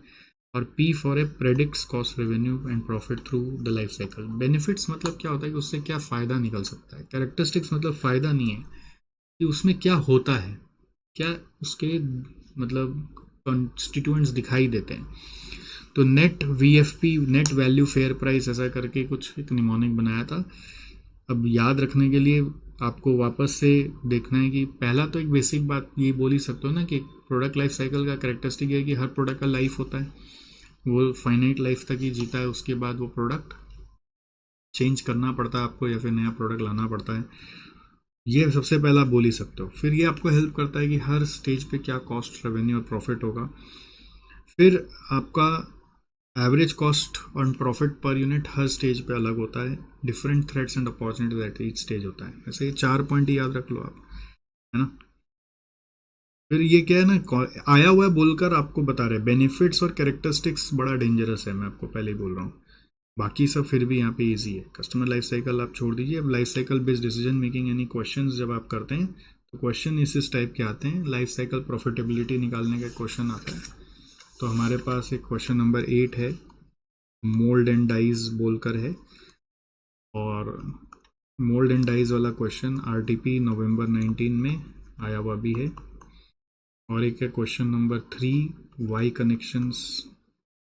वाई कनेक्शंस करके है, और ये ICAI मैट का क्वेश्चन है। और एक है क्वेश्चन नंबर 11, AMP इंटरनेशनल करके है, ये नवंबर 20 एग्जाम में आया हुआ है। ये तीनों क्वेश्चन एक जैसे ही हैं, ठीक है। 8, 3, 11। फिर क्वेश्चन नंबर 5 है हमारे पास, MNP कंपनी लिमिटेड, मई 18 में आया हुआ है। फिर हमारे पास क्वेश्चन नंबर 14 है, जो इसी टाइप का है। एक कंपनी इज प्लानिंग बोलकर है, मैं भी सब दिखाऊंगा आपको लाइन से, ये लाइन नंबर एक बार लिख दे रहा हूँ आपके लिए। MTP अक्टूबर 21। और ये मल्टीपल ईयर्स वाला एक क्वेश्चन है, क्वेश्चन नंबर 9, इन WM लिमिटेड करके ऐसा है, जो ICAI मैट का क्वेश्चन है, ठीक है। फिर नॉन फाइनेंशियल रीजंस के बारे में भी क्वेश्चन है, क्वेश्चन नंबर 12, रॉयल बेकर्स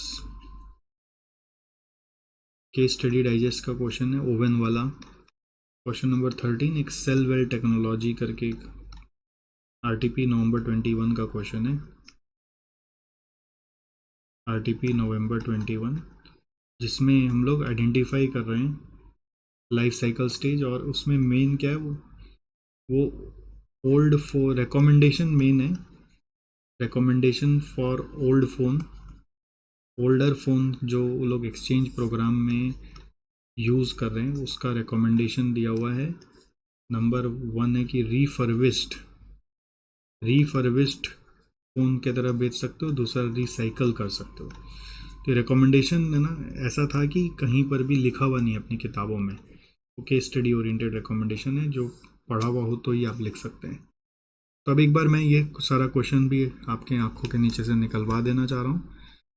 मैंने ऑर्डर में लिखा हुआ है, ऐसा नहीं कि 1 2 3, वैसे तो लिस्ट आप लोग को अपने रिवीजन सिस्टम में दिया ही था, तो लिस्ट से भी मैंने फिल्टर किया एक ऑर्डर कि इस ऑर्डर में आप इसको देखो, तो क्या होगा, थोड़ा सा फास्ट लगेगा आपको, मतलब लगेगा कि ओके हाँ मेरे को ये सब आ रहा है। जैसे question number 8 mould and dies वाला, ये बस एकदम सिंपल क्वेश्चन है कि आपको लाइफ साइकिल कॉस्ट निकालना है और 2 ways to maximise aims life cycle return, ये खाली इसमें एक ध्यान देके करने का है।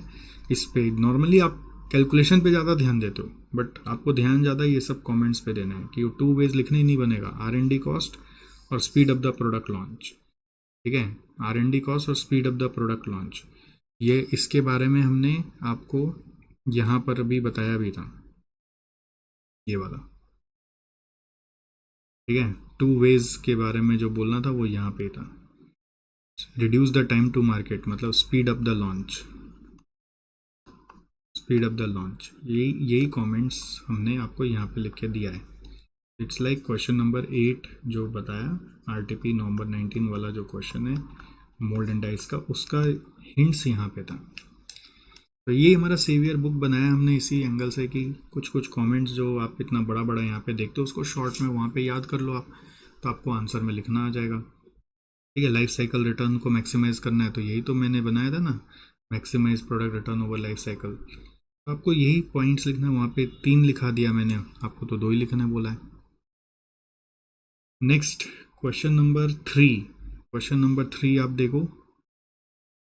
नेक्स्ट आप देखो क्वेश्चन नंबर 3, ये है वाई कनेक्शंस का, जिसमें 500 750 में कौन सा चूज़ करना है। इसमें मेन वर्किंग है आपका ये पीवी रेशियो यूज़ करके, यहाँ पर वेरिएबल कॉस्ट पर यूनिट जो आएगा वो वेरिएबल कॉस्ट पर यूनिट यहाँ पे सेम रहेगा। ठीक है, और इसमें एक जो आपका डेवलपमेंट कॉस्ट है ना, ये संक कॉस्ट है, तो ये एग्जाम में बच्चा लोग देखे थे, अगर ये लोग ये लाइन नहीं लिखा तो उसका 1 मार्क काट लिया। और एडवाइस मेन है, एडवाइस को आप पढ़ लीजिएगा कि फाइनेंशियल कंसिड्रेशन से किस में जाना चाहिए, नॉन फाइनेंशियल से आपको बड़ा मशीन अप्लाई कर देना चाहिए, बिकॉज आपका लॉन्ग टर्म में मार्केट शेयर और ब्रांड बढ़ेगा। ठीक है, ये नॉन फाइनेंशियल का कमेंट्स आपको ध्यान रखना चाहिए, ये मेरे हिसाब से थोड़ा सा यूनिक है। फिर क्वेश्चन 3 के बाद क्वेश्चन नंबर 5 में आ जाओ। इसमें आपको बस सारा कॉस्ट को जोड़ना ही था, दैट इज़ फर्स्ट पार्ट। और सेकेंड पार्ट में बोल रहा है percentage of budgeted life cycle cost will be incurred by the end of R&D and design stage. तो दैट वाज R&D कॉस्ट जो भी दिया हुआ है यहाँ पर क्वेश्चन में, उसको टोटल कॉस्ट से डिवाइड करना है बस। और थर्ड पार्ट में ये बोला है analysis reveals that 75% of life cycle cost will be locked in the R&D and design stage, what are the implication for managing cost of the new watch. तो बस जितना जल्दी हो सके आपको वैल्यू इंजीनियरिंग लगाना चाहिए in the design phase to commit lesser cost, यही यहाँ पे लिखना है। It is difficult to alter reduce the cost once the design is finalised, तो must act to modify the design before cost gets locked in. Right, ये यहाँ पे आ गया। नेक्स्ट हम लोग आपके साथ बात कर रहे हैं, क्वेश्चन 5 हो गया, फिर question number 14, then it is question number 14। 11 और 5 एक जैसा है, ये रहा AMKP इंटरनेशनल, शायद मैंने वही लिखा था, AMKP इंटरनेशनल ही लिखा था ना, AMKP 911 AMP लिख दिया था, AMKP। AMKP international is just like that same question, just उसका एग्जाम में क्या हो ना, पीवी रेशियो से बीच में दे दिया, तो ऐसे लगा बच्चों को कि पीवी रेशियो जब बीच में दी तब दोनों में पीवी रेशियो 30-30 है। हाँ, बट ऐसा जब सम अपने क्लास में किए थे तो वो यहाँ पे 30 था, यहाँ पे ब्लैंक था। तो बच्चों ने दो जिस तरह से भी किया, इंस्टीट्यूट ने दोनों तरफ से मार्क्स दिया इस पर्टिकुलर क्वेश्चन के आंसर में। फिर से बात वही अल्टीमेटली एडवाइस वाली, तो वो एडवाइस थोड़ा सा देख लेना, और वो डेवलपमेंट कॉस्ट के बारे में अगर आप नहीं लिखें तो मार्क्स काट लेगा। तो नॉन फाइनेंशियल फैक्टर्स में क्या लिखना है वो आपको ध्यान देना है। ऑल्टरनेट लिखने से भी बोला है मार्क्स देंगे, बट वही आप वही लिखो ना जो आपको मैंने ऊपर में बताया।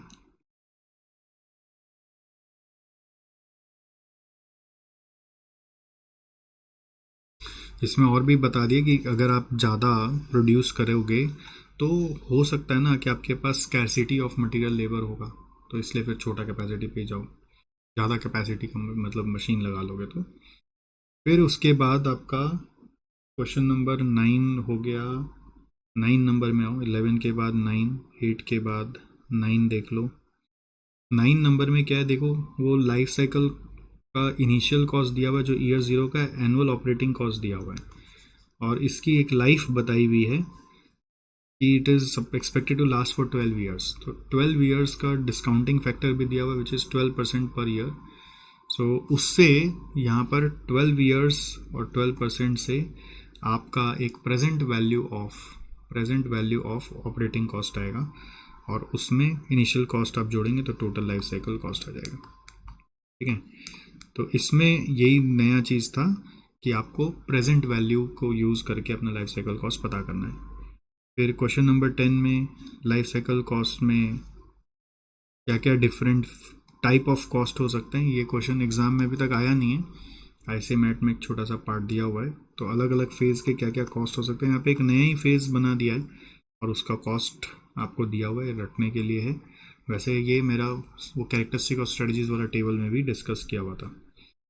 ठीक है, फिर इसके बाद आ रहा है क्वेश्चन 9 के बाद क्वेश्चन 10, मैंने वहाँ लिस्ट में नहीं लिखा था बट आपको दिखा दिया। फिर 12 और 13 है, 12 और 13, सो 12, 13, 14 भी आएगा। 12 नंबर में रॉयल बेकर्स वाला क्वेश्चन है, केस स्टडी डाइजेस्ट का क्वेश्चन है। इसमें आप ये नॉन फाइनेंशियल का एडवाइसेस के ऊपर नज़र डाल दीजिएगा। जब आपको ये क्लास में मैंने पढ़ाया था या इसका वीडियो जब दिख कराया था तो उसमें मैंने बता दिया था कि इसके एंगल से कौन सा बेटर है, इसके एंगल से कौन सा बेटर है, इसके एंगल से कौन सा बेटर है। मेन है ये पॉइंट्स आपको याद रखना, और इसके एंगल से कौन सा बेटर है जैसे बोल्ड किया हुआ है, तो ये आपको खाली रिलेट करके देना है, बाकी कैलकुलेशन तो आप आधा रात कोड के कर देंगे। नेक्स्ट तो 13 नंबर में आपको वो सेल वेल टेक्नोलॉजीज़ का क्वेश्चन दिया हुआ है, जिसमें आपको लाइफ साइकिल फेज़ के बारे में बोल रहा है, justify your response with reference to the case facts. तो मेच्योरिटी स्टेज पे ऑपरेट कर रहे हैं, और मेन इसमें सेकंड पार्ट था ये जिसके लिए मैंने बोला था रिफर्बिश्ड और रिसाइकल आप कर सकते हो। ये दो रिकमेंडेशन नॉर्मली क्लिक ही नहीं करता है अगर आपका पहले से नहीं पढ़ा हुआ हो तो। और क्वेश्चन नंबर 14 है जो बहुत ही बच्चा क्वेश्चन है, वो तो आप ऐसे ही देख लेंगे, कैलकुलेटर में कर लेंगे, नहीं भी देखेंगे तो भी चलेगा। तो दो क्वेश्चन और लिस्ट में आता है, क्वेश्चन 10 और क्वेश्चन नंबर 14, इसका मैंने नाम नहीं लिखा। क्वेश्चन 10 आईसे मैट का एक क्वेश्चन है कॉस्ट, टाइप्स ऑफ कॉस्ट के बारे में, और एक क्वेश्चन नंबर 14 है। क्वेश्चन नंबर 14 है कौन सा, ये MTP अक्टूबर 21 है, कंपनी करके है, from MTP October 21। So DJB book अगर नहीं है तो हम कैसे करें, तो आपको सर्च करके करना पड़ेगा। ये तो सब क्वेश्चन तो या जहाँ से भी आप पढ़े होंगे तो ये सब क्वेश्चन तो करना जरूरी है ना, आप कहाँ से सकेंगे अदरवाइज। चलिए इसके बाद हम लोग आ रहे हैं परेटो एनालिसिस में। परेटो में कोई झमेला ही नहीं, एकदम सिंपल आदमी, सरल आदमी, 80-20 आदमी। ठीक है, तो परेटो जी क्या बोलते हैं, 80% अगर कॉन्सिक्वेंसेस है तो 20% रिजल्ट है, 80% अगर आपका कारण है तो 20% निवारण है। ऐसे ही मजाक में बोल रहे हैं बट पॉइंट इज 80-20 प्रिंसिपल ये कहता है कि 80% ऑफ डिस्ट्रीब्यूशन का बेसिकली कॉन्सिक्वेंसेस ये देखा गया कि 20% रीजंस होता है। ठीक है, तो अगर आप उन 20% पे काम करें तो आप 80% को बचा सकते हैं। रेस्ट 20% कॉन्सिक्वेंसेस का कॉजेज है वो 80% हो सकता है। पहले प्राइम जिसके ऊपर काम करना है वो परेटो एनालिसिस आपको समझा देता है। परेटो एनालिसिस क्या है ये तो अभी सबको पता है। Results out of Pareto may not be exactly 20/80। Purpose is to have an approximate idea of majority causes.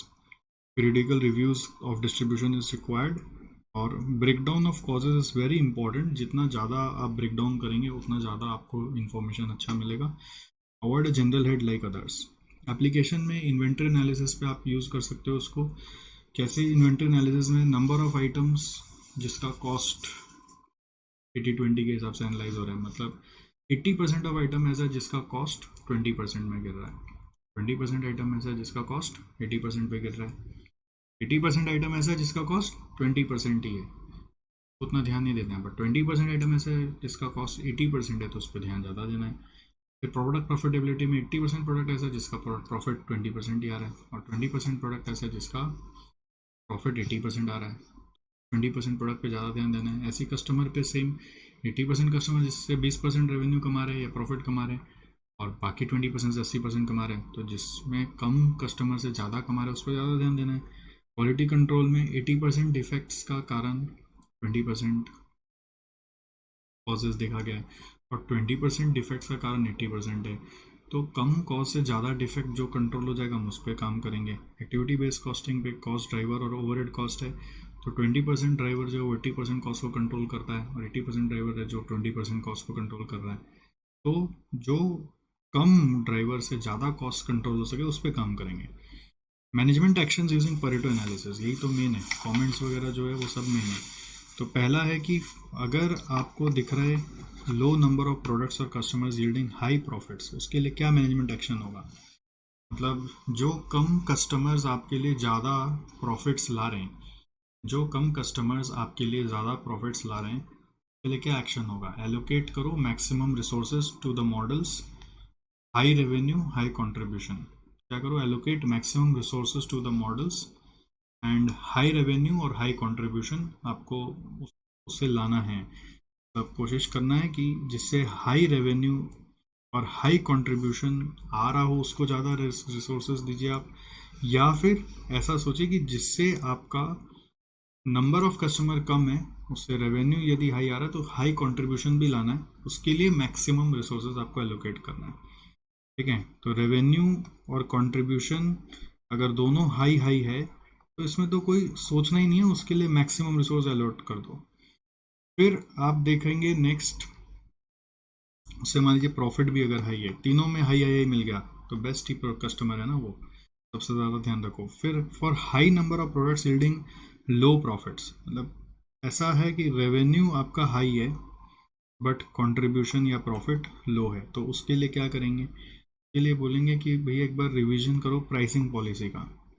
फिर अगर आपको लग रहा है कि हमारा रेवेन्यू भी लो है और कंट्रीब्यूशन भी लो है तो भाई ये प्रोडक्ट को हटाने का सोचो, ये कमाई नहीं हो रहा है, लो लेवल पे डेलीगेट कर दो, धीरे धीरे डिसकंटिन्यू कर दो। ठीक है, लो सेल्स लो कंट्रीब्यूशन को डेलीगेट एंड डिसकंटिन्यू। फिर लो सेल्स है, सेल्स लो है बट कंट्रीब्यूशन हाई है, तो उसका प्रमोशन करो, रेवेन्यू बढ़ाने का कोशिश करो, और सेल्स बढ़ेगा तो रेवेन्यू बढ़ जाएगा। ठीक है, तो ये 4 कैटेगरी में कवर हो गया ना। इसके लिए क्या करने का है, मैक्सिमम रिसोर्सेज अलॉट करने का है। इसके लिए क्या करने का है, मैक्सिमम रिसोर्स अलॉट करने का है। इसके लिए क्या करने का है, हाई रेवेन्यू और लो है तो प्रमोशन या प्राइसिंग पॉलिसी आपको रिवाइज करना चाहिए, प्राइसिंग को रिव्यू करना चाहिए। फिर लो लो करने का है तो लो लो में क्या होगा, डेलीगेट और डिसकंटिन्यू, डेलीगेट और डिसकंटिन्यू। और दो लो और हाई है तो प्रमोशन, लो और हाई है तो प्रमोशन। तो मैक्सिमम एलोकेशन, मैक्सिमम रिसोर्सेस, ये बेसिक मैनेजमेंट एक्शन है जो कमेंट लिखने में आपको काम आएगा। ठीक है, तो इसके ऊपर हमारे पास एक क्वेश्चन है टैब वाला, वो क्वेश्चन आप देखोगे तो उसमें इसी तरह से कमेंट्स लिखा हुआ है। मैं मेन क्या है, पहले इस तरह से प्रोडक्ट्स को पिकअप करना कि जिसका रेवेन्यू हाई है, कंट्रीब्यूशन हाई है, प्रॉफिट हाई है, तो कौन से वो बेस्ट प्रोडक्ट है उसको पहले पिकअप करना, फिर उसके लिए ये बात लिखना। लिमिटेशंस क्या परेटो का कि पोटेंशियल कॉस्ट इन्वॉल्व है, लो रैंक वाला निगलेक्ट ही हो जाता है. Problems that are small initially may grow in the long run. Problems that are small initially may grow in the long run. बात अभी तो नज़र नहीं पड़ रहा, उसके ऊपर ध्यान नहीं दे रहे क्योंकि वो छोटा लग रहा है, बाद में वो बड़ा प्रॉब्लम है. तो lack of understanding of principles can lead to wrong identification of issues. Lack of understanding of principles can lead to wrong identification of causes. मतलब आप अगर 80-20 ठीक से नहीं लगाए, गलत वाला पिकअप कर लिए तो नुकसान हो जाएगा. गलत चीज़ के ऊपर ज़्यादा ध्यान दोगे, इंपॉर्टेंट चीज़ को निगलेक्ट कर जाओगे. फिर effectiveness is based on detailed information. जितना इन्फॉर्मेशन आपका ब्रेक डाउन करके डिटेल्ड होगा उतना ज़्यादा इफेक्टिवनेस इस पर आएगा. तो this is all about limitations of Pareto analysis. फिर advantages of Pareto analysis. Advantages of Pareto analysis में root cause analysis by breakdown of big problems into smaller pieces. इसका फ़ायदा क्या है कि रूट कॉज एनालिसिस यानी कि जड़ तक पहुंचने में हेल्प कर सकता है आपको. बिग प्रॉब्लम्स को बिगर पीसेस में आप स्मॉलर पीसेस में तोड़ तोड़ के एनालिसिस कर सकते हो. Significance of each cause prioritise करने में हेल्प करेगा. Optimise your use of resources. मतलब आपके पास लिमिटेड रिसोर्सेज है तो आप सबको नहीं दे सकते ना, तो कहीं ना कहीं आपको प्रायोरिटीज पकड़ के उसको एलोकेट करना पड़ेगा. और फिर कंट्रोल मैकेनिज्म. स्टेप्स क्या है परेटो एनालिसिस करने का कि सबसे पहले आप किसके ऊपर परेटो एक्सरसाइज करना चाहते हो सिलेक्ट कर लो वेरिएबल. फिर उसको डिसेंडिंग ऑर्डर में अरेंज करो. फिर क्यूमुलेटिव कंट्रीब्यूशन निकालो. फिर उसका परसेंटेज निकालो. फिर फर्स्ट 80% को आइडेंटिफाई कर लो और फिर लास्ट 20% को आइडेंटिफाई कर लो. ठीक है. तो इसके ऊपर हमारे पास 3 क्वेश्चन है. एक क्वेश्चन 1 है जनरेशन 2050 टेक्नोलॉजी वाला. जेन 2050 टेक्नोलॉजी के नाम से क्वेश्चन है टैबलेट्स को लेकर. उसी में सारा मेन कमेंट सीख जाता है इंसान. फिर द फॉलोइंग इन्फॉर्मेशन बोल के क्वेश्चन है आईसीआई मैट का. फिर एक क्वेश्चन है द इंफॉर्मेशन गिवन बिलो मे 19 का. द इंफॉर्मेशन गिवन बिलो करके है, मे 19 का क्वेश्चन है. मैं ये इसलिए लिख रहा हूँ कि कहीं कोई ये वीडियो देख रहा हो और उसके पास हमारा डीजीबी बुक नहीं हो, तो इसलिए ये आपको मैं लिख के दे दे रहा हूँ कि आप अपने इस रेफरेंस से अपने सोर्सेज में जाके खोज लीजिए. ये भी ऐसे ही मैट का क्वेश्चन है. तो आप आ जाइए एक बार मेरे आप साथ, एक बार क्वेश्चन को भी नज़र से निकाल लीजिए. क्वेश्चन 1, 2, 3 परेटो एनालिसिस का. ये जो क्वेश्चन है ना, इसमें दोनों से करना है. पहले सेल्स से पीवी रेशियो मल्टीप्लाई करके आप कंट्रीब्यूशन निकाल लोगे. एक बार आप सेल्स से परेटो एनालिसिस करोगे, फिर कंट्रीब्यूशन से परेटो एनालिसिस करोगे. दोनों से 80-20 कर लोगे आप. तो अब आपको पता चलेगा दोनों से Pareto analysis of sales, Pareto analysis of contribution से आपको पता चलेगा परेटो एनालिसिस ऑफ सेल्स और परेटो एनालिसिस ऑफ कंट्रीब्यूशन से आपको पता चलेगा कौन सा आपका टॉप प्रोडक्ट है. तो टॉप प्रोडक्ट जैसे 80% ऑफ सेल्स में आप देखिए ए बी सी आ रहा है और डी तक आ रहा है. A B C D common है, ए बी सी और डी कॉमन है. और इसके बाद टॉप कंट्रीब्यूशन में बी ई सी डी भी आ रहा है. तो ए बी सी डी आ रहा है इधर से टॉप 80% में, और इधर से बी ई सी डी आ रहा है. तो आप क्लियरली समझ सकते हैं कि बी सी डी दोनों में कॉमन है. तो बी सी डी हम लोगों का टॉप प्रोडक्ट हो गया एक तरह से. और आप इसमें टॉप में उसको टॉप पकड़ेंगे बी सी डी में. बी तो सबसे ज़्यादा टॉप में है क्योंकि वो रेवेन्यू में भी हाईएस्ट है और कंट्रीब्यूशन में भी सबसे टॉप पे है. ठीक है. और ई में भी सबसे ज़्यादा आ रहा है. तो बी ई हम लोग का सबसे ज़्यादा कंट्रीब्यूशन दे रहा है, राइट. और सी डी भी हम लोग को सबसे ज़्यादा कंट्रीब्यूशन दे रहा है. तो बी ई सी डी जो सबसे ज़्यादा कंट्रीब्यूशन दे रहा है उसको हम लोग मैक्सिमम रिसोर्स अलॉट कर देंगे. ठीक है. मैक्सिमम रिसोर्स अलॉट कर देंगे बी ई सी डी को मैक्सिमम रिसोर्स अलॉट कर देंगे. फिर ए में सिंस कंट्रीब्यूशन ज़्यादा नहीं आ रहा, contribution is taking more priority. ठीक है. वैसे बी सी डी तो ऑब्वियस है, बट बी ई भी इंक्लूड करेंगे अपने मैक्सिमम रिसोर्स में क्योंकि उससे सबसे ज़्यादा कंट्रीब्यूशन आ रहा है. फिर मॉडल एफ आपका नेक्स्ट पकड़ा हुआ है. मॉडल एफ आपका ई के बाद एफ आ रहा है ना, तो एफ नेक्स्ट पकड़ा हुआ है. कंट्रीब्यूशन ऑर्डर को प्रेफर करो, प्रेफर कंट्रीब्यूशन ऑर्डर. तो एफ में क्या हो रहा है, हम लोगों को प्रमोशनल करना है क्योंकि उसमें कंट्रीब्यूशन तो है बट आपका रेवेन्यू उतना ज़्यादा नहीं है.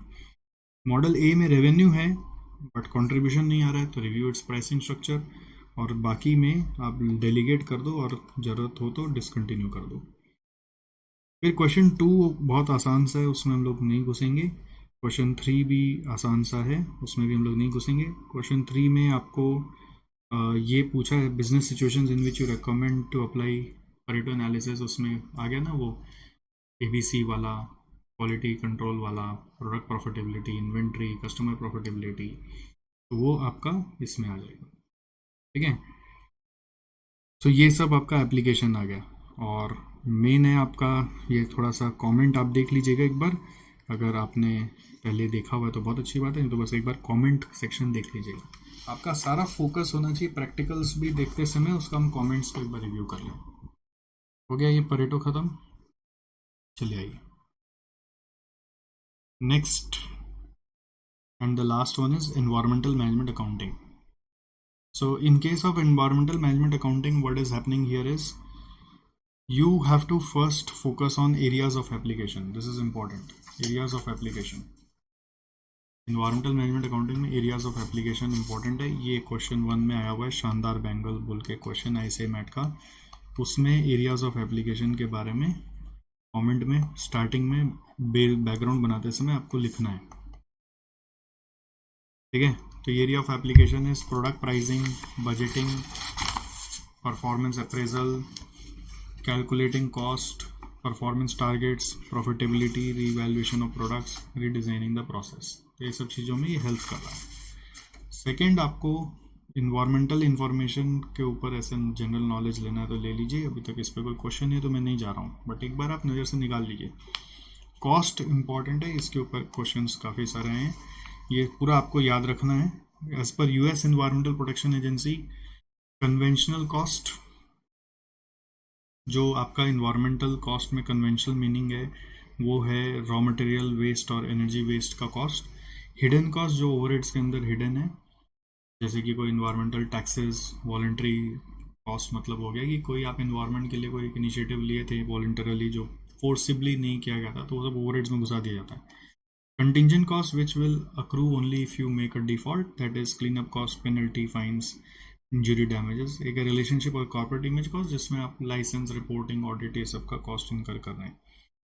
फिर United Nations division for sustainable development के हिसाब से दो कॉस्ट है, cost incurred to protect the environment and cost of wasted material, capital and labour. एक है cost incurred to protect the environment और दूसरा है cost of wasted material, capital and labour. तो cost incurred to protect the environment में pollution prevention, high labour cost और increase depreciation. Cost incurred to protect the environment में pollution prevention, high labour cost और increase depreciation. और cost of wasted material, capital and labour में inefficiencies in production process. तो ये आपको याद रखना पड़ेगा, कोई उपाय नहीं है इसका। Cost incurred to protect the environment में pollution prevention, high labour cost और इंक्रीज डेप्रिसिएशन, और cost of wasted material, capital and labour का भी कॉस्ट एनवायरमेंटल कॉस्ट माना गया है। जो भी इनएफिशिएंसीज आप करते हैं वो भी कहीं ना कहीं ज़्यादा रिसोर्स पर यूज़ करते हैं उसके लिए, और वो एनवायरमेंटल कॉस्ट में ऐड ऑन किया जाएगा। इसमें नेक्स्ट आ रहा है इन प्रैक्टिस इंटरनल और एक्सटर्नल कॉस्ट है। इंटरनल मतलब जो हमारे ऊपर है, एक्सटर्नल मतलब जो सोसाइटी या गवर्नमेंट के ऊपर है। गवर्नमेंट रेगुलेशंस इम्पोज करके एक्सटर्नल को इंटरनल बनाने का कोशिश करता है। इंटरनल कॉस्ट है waste disposal, cost to improve the system, regulatory taxes. और हैंसन मेंडोजा ने quality cost based environmental cost बताया है, which is prevention, appraisal, internal failure and external failure. उसमें एग्जाम्पल्स जो है उसको थोड़ा ध्यान से करिएगा, क्योंकि एग्जाम्पल्स को लेके क्लासिफिकेशन का क्वेश्चन आ जाता है। ठीक है, तो इसमें क्लीन अप कॉस्ट है, इसमें recycling, disposal, scrap, decommissioning cost है, इसमें मॉनिटरिंग, टेस्टिंग, इंस्पेक्शन कॉस्ट है, इसमें प्रिवेंशन के लिए equipment, policies, R&D, feasibility studies, ये सब प्रिवेंशन कॉस्ट में कैटेगराइज हो रहा है। ये सारा कॉस्ट को टोटल बनाकर कैटेगरी वाइज आप टोटल कॉस्ट का परसेंट या सेल्स का परसेंट बनाकर शो कर सकते हैं। और failure cost can be reduced by increasing prevention and appraisal cost, ये आपको TQM में सिखाया हुआ है। ठीक है, फिर ये सारे कॉस्ट को आइडेंटिफाई करके आपको ये भी बोला जा सकता है कि रेलिवेंट डिपार्टमेंट्स में या फिर प्रोडक्ट्स में आप अपोर्शन भी कर दो, उस तरह के भी क्वेश्चंस हमारे पास हैं। तो दो क्वेश्चन आपको यहाँ पे भी नाम बता रहा हूँ। एक शीतल पेपर मार्ट करके क्वेश्चन आया है RTP May 21, ये इन क्वालिटी रिलेटेड कॉस्ट के ऊपर है। और एक क्वेश्चन 8 भी आया हुआ है ABC मेटल्स लिमिटेड बोलकर, ABC मेटल्स लिमिटेड December 21 का। एक बार हम लोग जाके भी देखेंगे। तो चलिए आप क्वेश्चन नंबर 7 और 8 को देखिए। क्वेश्चन नंबर 7 और 8 सीधा। क्वेश्चन नंबर 7 शीतल पेपर मार्ट का जो क्वेश्चन है, इसमें ये क्वेश्चन को पढ़ के किस तरह से यहाँ पे 4 कैटेगरी में बांटा गया है उस पर आपको ध्यान देना है। प्रिवेंशन कॉस्ट, डिटेक्शन कॉस्ट और इंटरनल फेलियर कॉस्ट करके टोटल आया है। और फिर उसका कॉन्सेप्ट इनसाइट जो दिया हुआ वो आपका काम का नहीं है। वो कॉन्सेप्ट इनसाइट आपको एग्जाम में बताने का ज़रूरत नहीं है, ठीक है।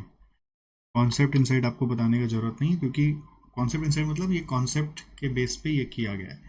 फिर एनालाइज करना ये इंपॉर्टेंट है, और evaluate whether cross functional team is successful, इसको भी आप एक बार पढ़ोगे। तो एनालिसिस कर रहा है कैसे कि कॉस्ट किस तरह से बढ़ा और घटा है, जैसे क्वालिटी मैनेजमेंट में भी समझाया था, वो आपको लिखना है। ये लाइक TQM ही है। और एक लास्ट है आपका इवेल्युएट करो, evaluate whether the cross functional team is successful in serving their teams of reference in terms of reference. तो इसके बारे में जो लिखा हुआ एक बार आपको पढ़ना पड़ेगा कि इसमें इमेज बेटर हुआ है कि नहीं, इन्वायरमेंटल इम्पैक्ट कम हुआ है कि नहीं। जो क्वेश्चन में कॉन्टेक्स्ट दिया हुआ था उसी के बारे में यहाँ पर क्या क्या एक्शन जो लिया गया था वो कैसे उसको जस्टिफाई कर रहा है। ओके, स्टडी ओरिएंटेड ये वो आपको अगर क्वेश्चन पढ़ा हुआ है, ध्यान है, तो आपको ये याद आ जाएगा। ओके सर, याद आ रहा है बट उतना याद नहीं आ रहा है, क्यों? ठीक है, जितना याद आ रहा है उसको हिसाब से आप ये पॉइंट्स एक बार खोज लो, क्वेश्चन में वापस नज़र लगा के एक बार रुक के खोज लो, छोड़ो नहीं, ठीक है। फिर ABC मेटल्स का भी जो क्वेश्चन है उसमें भी ये भी December 21 में ही आया हुआ है। इसमें भी आपको बोल रहा है व्यूज़ एक्सप्रेस करके, आप इसका सॉल्यूशन एक बार देख लीजिएगा सजेस्टेड आंसर में। व्यूज़ एक्सप्रेस जो किया है वो उसको एनालाइज करिए। और फिर आपको यहाँ पे बोल रहा है all 6 forms of environmental cost classified by working team, उसके बारे में थोड़ा बहुत लिखना है। और ज़्यादा नहीं लिखना है, 6 मार्क का है और 6 टाइप का लिखना है, यानी कि एक एक दो लाइन ही लिखना है। फिर आइडेंटिफिकेशन ऑफ इन्वायरमेंटल कॉस्ट पे भी मैं गया नहीं हूँ, तो वो सब अभी आएगा। ये आंसर आपको must check from suggested answer है। ये हमारा लेटेस्ट GGB बुक में अभी तक तो घुसा नहीं है, बट ग्रेजुअली घुस जाएगा। बट आप इसका सजेस्टेड आंसर डाउनलोड करके क्वेश्चन का आंसर एक बार पढ़ लीजिएगा, ठीक है। पढ़ा हुआ तो होगा ही आपका, नहीं भी पढ़ा हुआ तो अभी पढ़ लीजिएगा। तो ये आपका यहाँ पर इन्वायरमेंटल कॉस्ट रिपोर्ट के बारे में है। फिर ये छोड़ दीजिए आप अभी।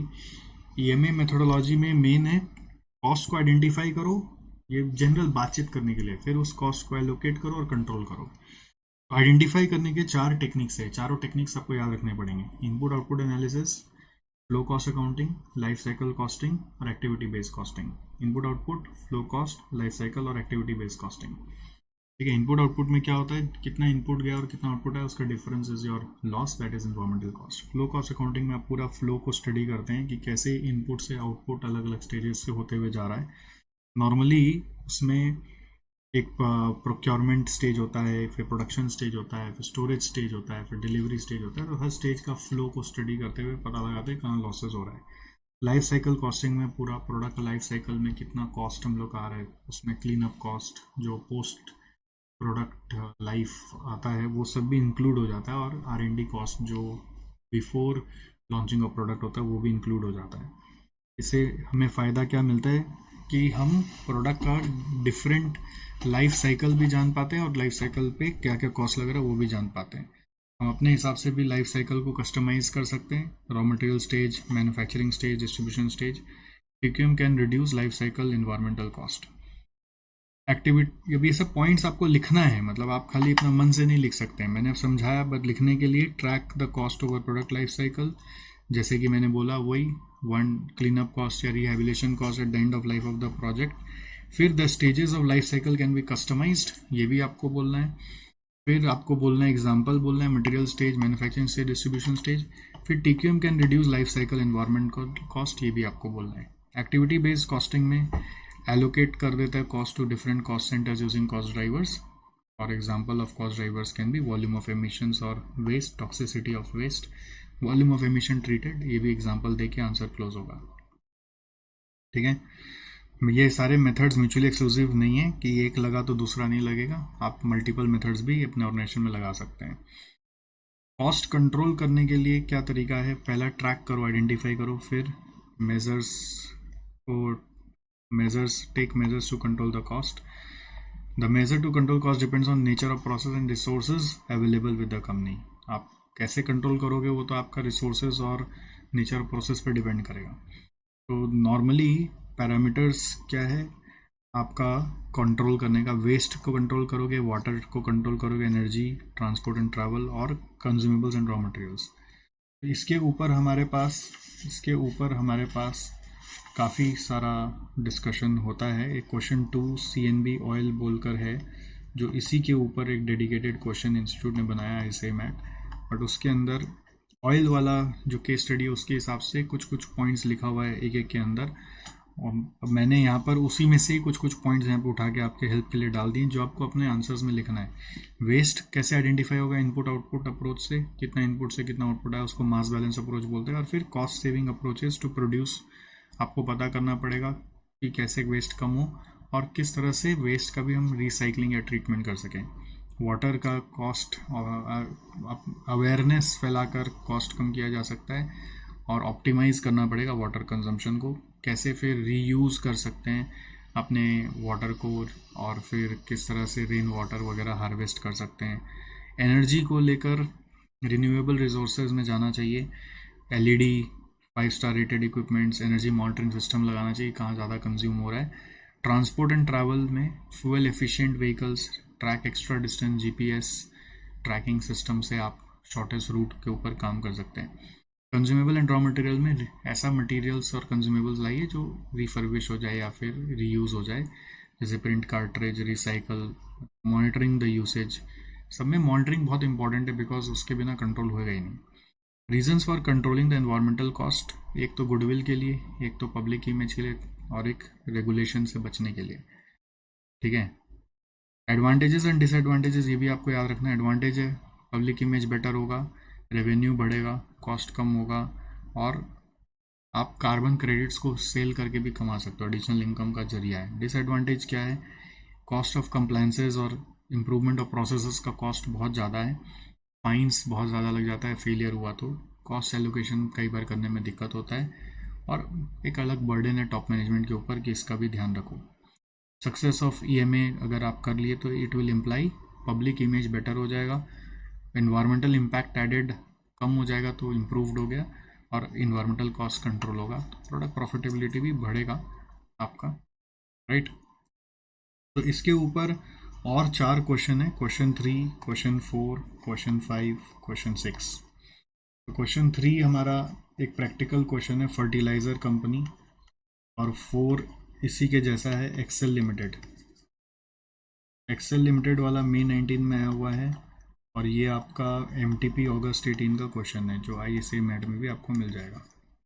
MTP अगस्त 18, और ये आया हुआ है मई 19। तो ये दोनों आपका सेम क्वेश्चन है। 5 number, following are 3 independent situations. ये 3 इंडिपेंडेंट सिचुएशंस का एक कमेंट बेस्ड क्वेश्चन है, सिचुएशन 1 2 3, जिसको आपको पढ़ना चाहिए, क्योंकि वो सिचुएशन थोड़े से हटके ही हैं, इसका आंसर नॉर्मली मन से बनाया नहीं जाता। और एक केमिकल कंपनी का क्वेश्चन है, नवंबर 19 में आया हुआ, ये आसान सा क्वेश्चन, ये इजी है। 3, 4 और 6 इजी है, बट ये कमेंट बेस्ड है। मेरा खाली रिकमेंडेशन है कि आप कमेंट बेस्ड क्वेश्चंस पे ज़्यादा ध्यान देंगे, प्रैक्टिकल में भी जो कमेंट्स लिखाया हुआ है उसको ज़्यादा ध्यान देंगे, कैलकुलेशन अब लास्ट मोमेंट पे कोई नहीं ध्यान देता है। 3, 4, 5, 6 एक बार आप आँख के नीचे से निकाल लो।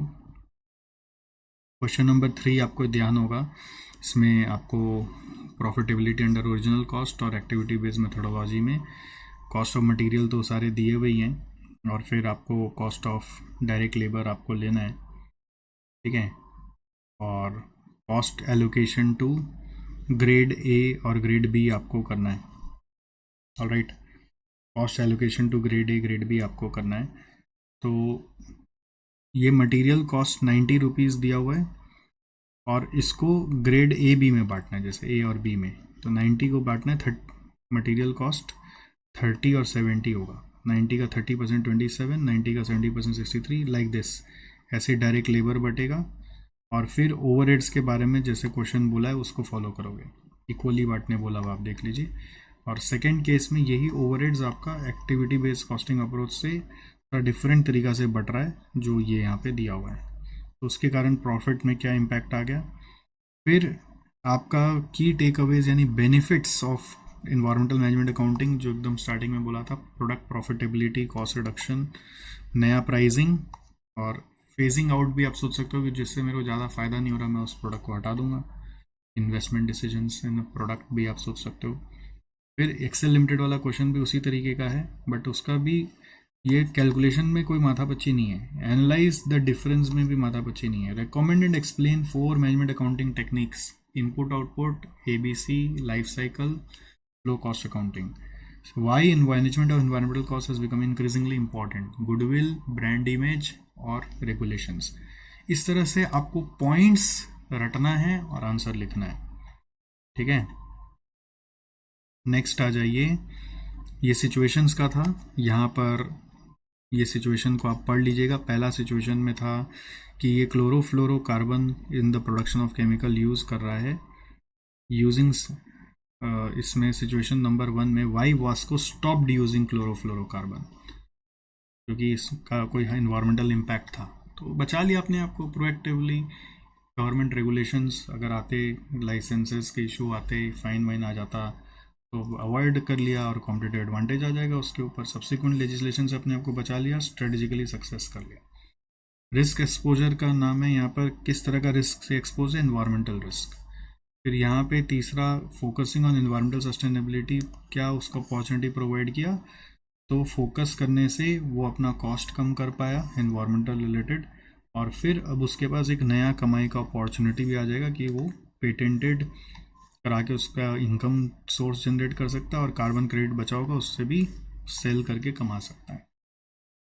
फिर क्वेश्चन 6 बहुत आसान है, इसको पढ़ने का मतलब ही नहीं है। 7 नंबर मैंने आपको बताया था शीतल पेपर मार्ट का क्वेश्चन, ऑलरेडी ब्रेकअप करके 8 नंबर भी आपको बता दिया। तो इसके साथ क्वेश्चंस दिखाते दिखाते मैंने आपको रिवाइज करा दिया पहले के आधे से भी कम समय में। पहले वाला जो समय था उसका आधा से भी कम समय, ऑलमोस्ट 40% समय में। तो इसके साथ अब ज़्यादा बचता ही नहीं। अगर आपका पढ़ा हुआ है तो मेरे साथ साथ ही ख़त्म हो गया है, अगर आपका नहीं पढ़ा हुआ है कोई क्वेश्चन जो मैंने आपको दिखाया है, तो उसको एक बार आपको नज़र से निकालना है। प्रैक्टिकल को अब नहीं देखते हैं, लास्ट मोमेंट पे प्रैक्टिकल बस खाली हाँ एक अप्रोच देख लिया कि हाँ इस तरह से बांटना है, दैट्स इट। मेन जो याद रखने का सामग्री है उसके ऊपर ध्यान देते हैं, यानी कि प्रैक्टिकल क्वेश्चंस में जो रिकमेंडेशंस होते हैं, एडवाइस होते हैं वो, और उसके अलावा आपका जो कंसेप्चुअल थ्योरीज वगैरह है वो जो आया हुआ है वो तो पहले देखना है, और जो नहीं आया हुआ उसको भी प्रिकॉशन के लिए रिस्क मैनेजमेंट करके देख के जाना है।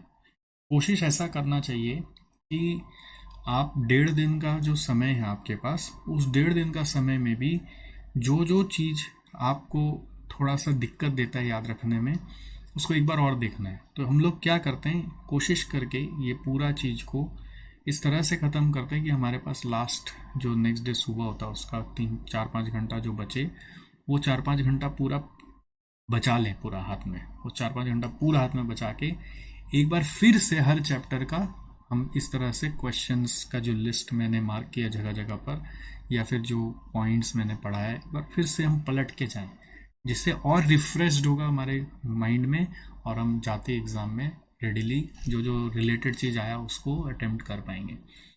नॉर्मली इस लास्ट मोमेंट पर कुछ भी नया करना रिकमेंडेड नहीं होता है, अनलेस वो वेरी वेरी इंपॉर्टेंट हो। बट क्या इंपॉर्टेंट है क्या अनइम्पॉर्टेंट है कोई नहीं बता सकता अभी इस मोमेंट पर। कोई भी बोलता है बहुत इंपॉर्टेंट है, तो ये सब बेतुका बात है। मेरे को लगता है अभी के मोमेंट पे सभी इक्वल है, नया चीज़ करना भी कहीं से भी जस्टिफाइड नहीं है, क्योंकि नया चीज़ में भी घुस जाओगे और कॉन्फिडेंस लॉस हो जाएगा, टाइम ज़्यादा लग जाएगा। जो कोशिश करना चाहिए कि ज़्यादा से ज़्यादा हम कैसे भी कवर करें।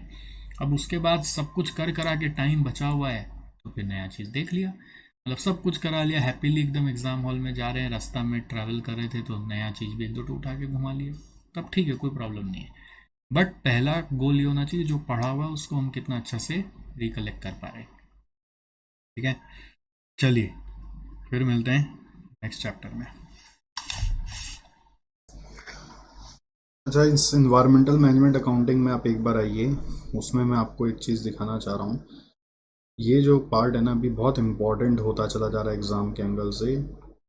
यहाँ पर जहाँ पर हेंसन मेंडोजा का हम लोग रिपोर्ट बना रहे हैं, इसमें मैं पहले लिख भी चुका हूँ इम्पोर्टेंट है, बट एक बार फिर से री एम्फेसिस कर रहा हूँ कि आपको ऐसा क्वेश्चंस मिल सकता है जिसमें आपको लिस्ट ऑफ आइटम्स मिलेगा और बोलेगा क्लासीफाई करो कि वो किधर जाएगा।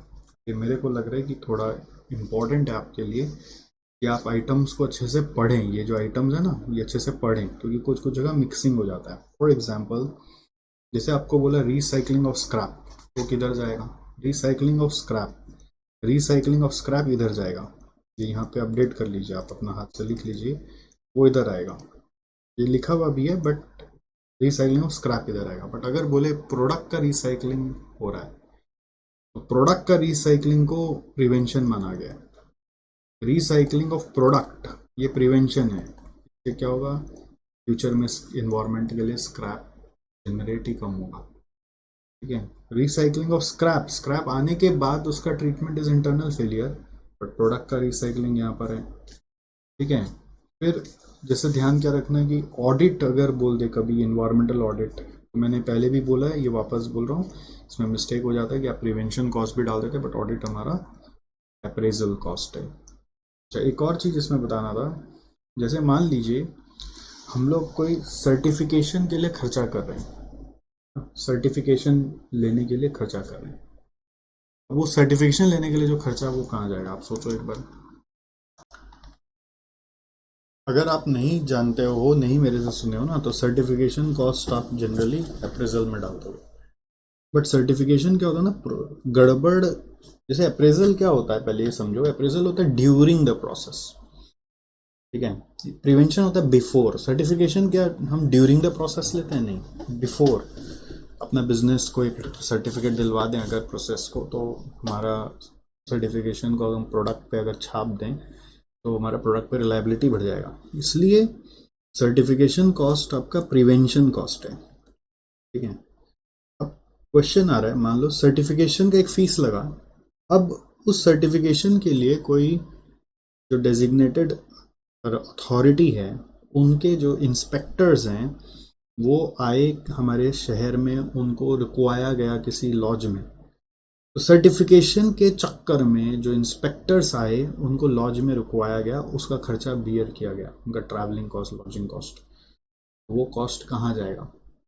तो उस सर्टिफिकेशन में ऐड होगा अलग से, उसका कोई हेडिंग नहीं है। This all should include it's incidental cost. ठीक है, जैसे उसका इंस्पेक्टर का कोई ट्रैवलिंग कॉस्ट, जैसे फॉर एग्जांपल आप मान लीजिए कोई सॉफ्टवेयर लेते हैं अपने यहाँ पे, या फिर कोई मशीनरी लेते हैं, उसको इंस्टॉल करने के लिए मशीनरी कंपनी जो है वो उसका ही आदमी आएगा, तो उसका खर्चा भी आपको उठाना पड़ेगा। अगर इन दैट केस ऐसा हो रहा है तो आप तो उसको मशीनरी कॉस्ट में जोड़ दोगे ना।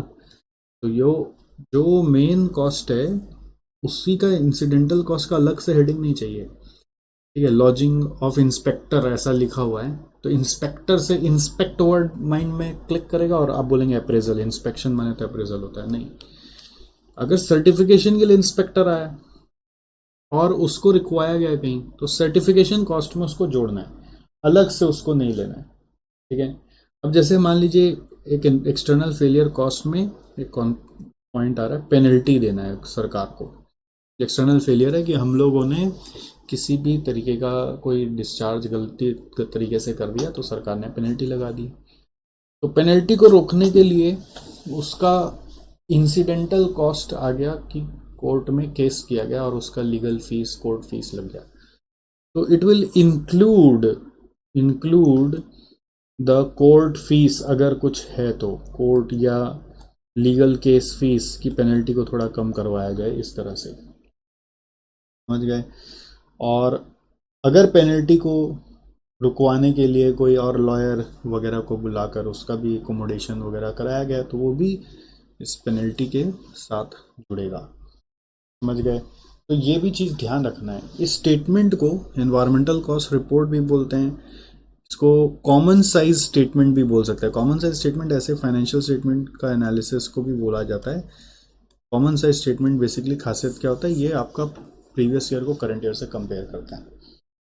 ठीक है, तो मैं चाह रहा था कि ये सब कुछ एक्स्ट्रा पॉइंट्स हैं जो आपके आरटीपी में 22 में आए हुए हैं, तो मैं चाह रहा था कि ये भी आप एक बार नॉलेज में रखो और फिर अपना काम करो। अब क्या वो आरटीपी का क्वेश्चन नहीं भी ध्यान दिया, अलग से अटेंशन नहीं दिया, हालांकि इन सब का वीडियोस आपको हमारे यूट्यूब में मिल जाएगा, बट फिर भी अगर नहीं दिया तो भी कैप्चर हो गया। ठीक है,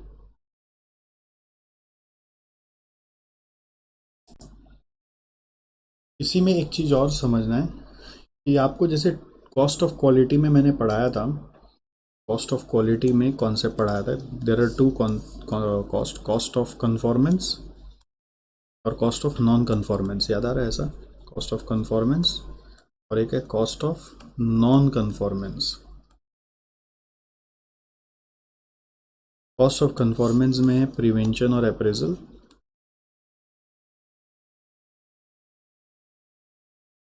और नॉन कन्फॉर्मेंस में इंटरनल फेलियर और external failure.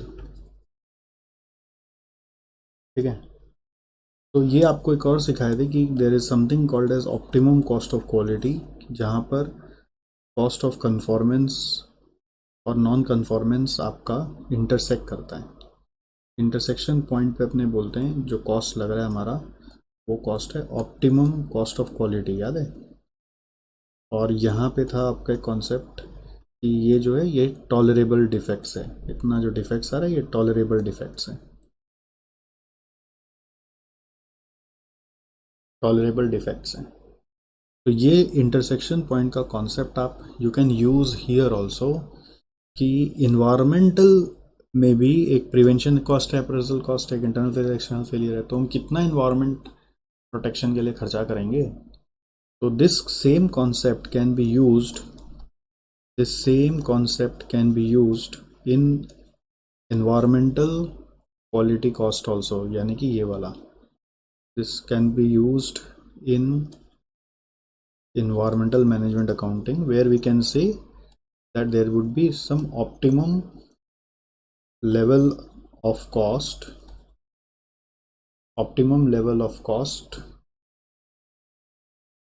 at tolerable environmental impact। कुछ ऐसा environmental impact है जो हम लोग बर्दाश्त करेंगे, उसके कारण अगर मेरे को कुछ पेनल्टी देना पड़ा तो दे देंगे, इतना भी कॉस्ट नहीं उठा सकते कि वी रन इनटू लॉसेस। ठीक है, तो ये चीज़ नॉर्मली हम लोग को बोलने को बनता नहीं है। ये कब बोलेंगे? This is given as a comments to the report that you are making. ये हम लोग चेक कर सकते हैं, you can compare your prevention plus appraisal cost with internal failure and external failure cost. ठीक है, internal failure plus external failure अगर close है, दोनों अमाउंट आस पास है, तो you can say we are at optimum level. If both are equal और नियरली इक्वल बोल सकते हैं, nearly equal, there is the cost structure is optimum, cost is optimum, you can say like this. तो ये comment हम लोग को cost of quality में तो लिखना आता है, बट यहाँ पे हम लोग ये बात ध्यान नहीं रखते, हम लोग भूल जाते हैं बात। तो ये भी एक नई चीज़ है जिसको आपको ध्यान रखना है इस चैप्टर के साथ। ओके, ये सब आपको नए नए जो आरटीपीज आ रहे हैं, एग्ज़ाम पेपर्स आ रहे हैं, उसमें मिलेंगे। ये सब बातें पहले इंस्टीट्यूट की मैट में भी नहीं थी, तो अपने क्लास में उसको टच नहीं किए थे, बट अब जैसे जैसे पता चल रहा है, रिवील हो रहा है, वैसे वैसे आपको अपग्रेड करा ले रहे हैं। ओके।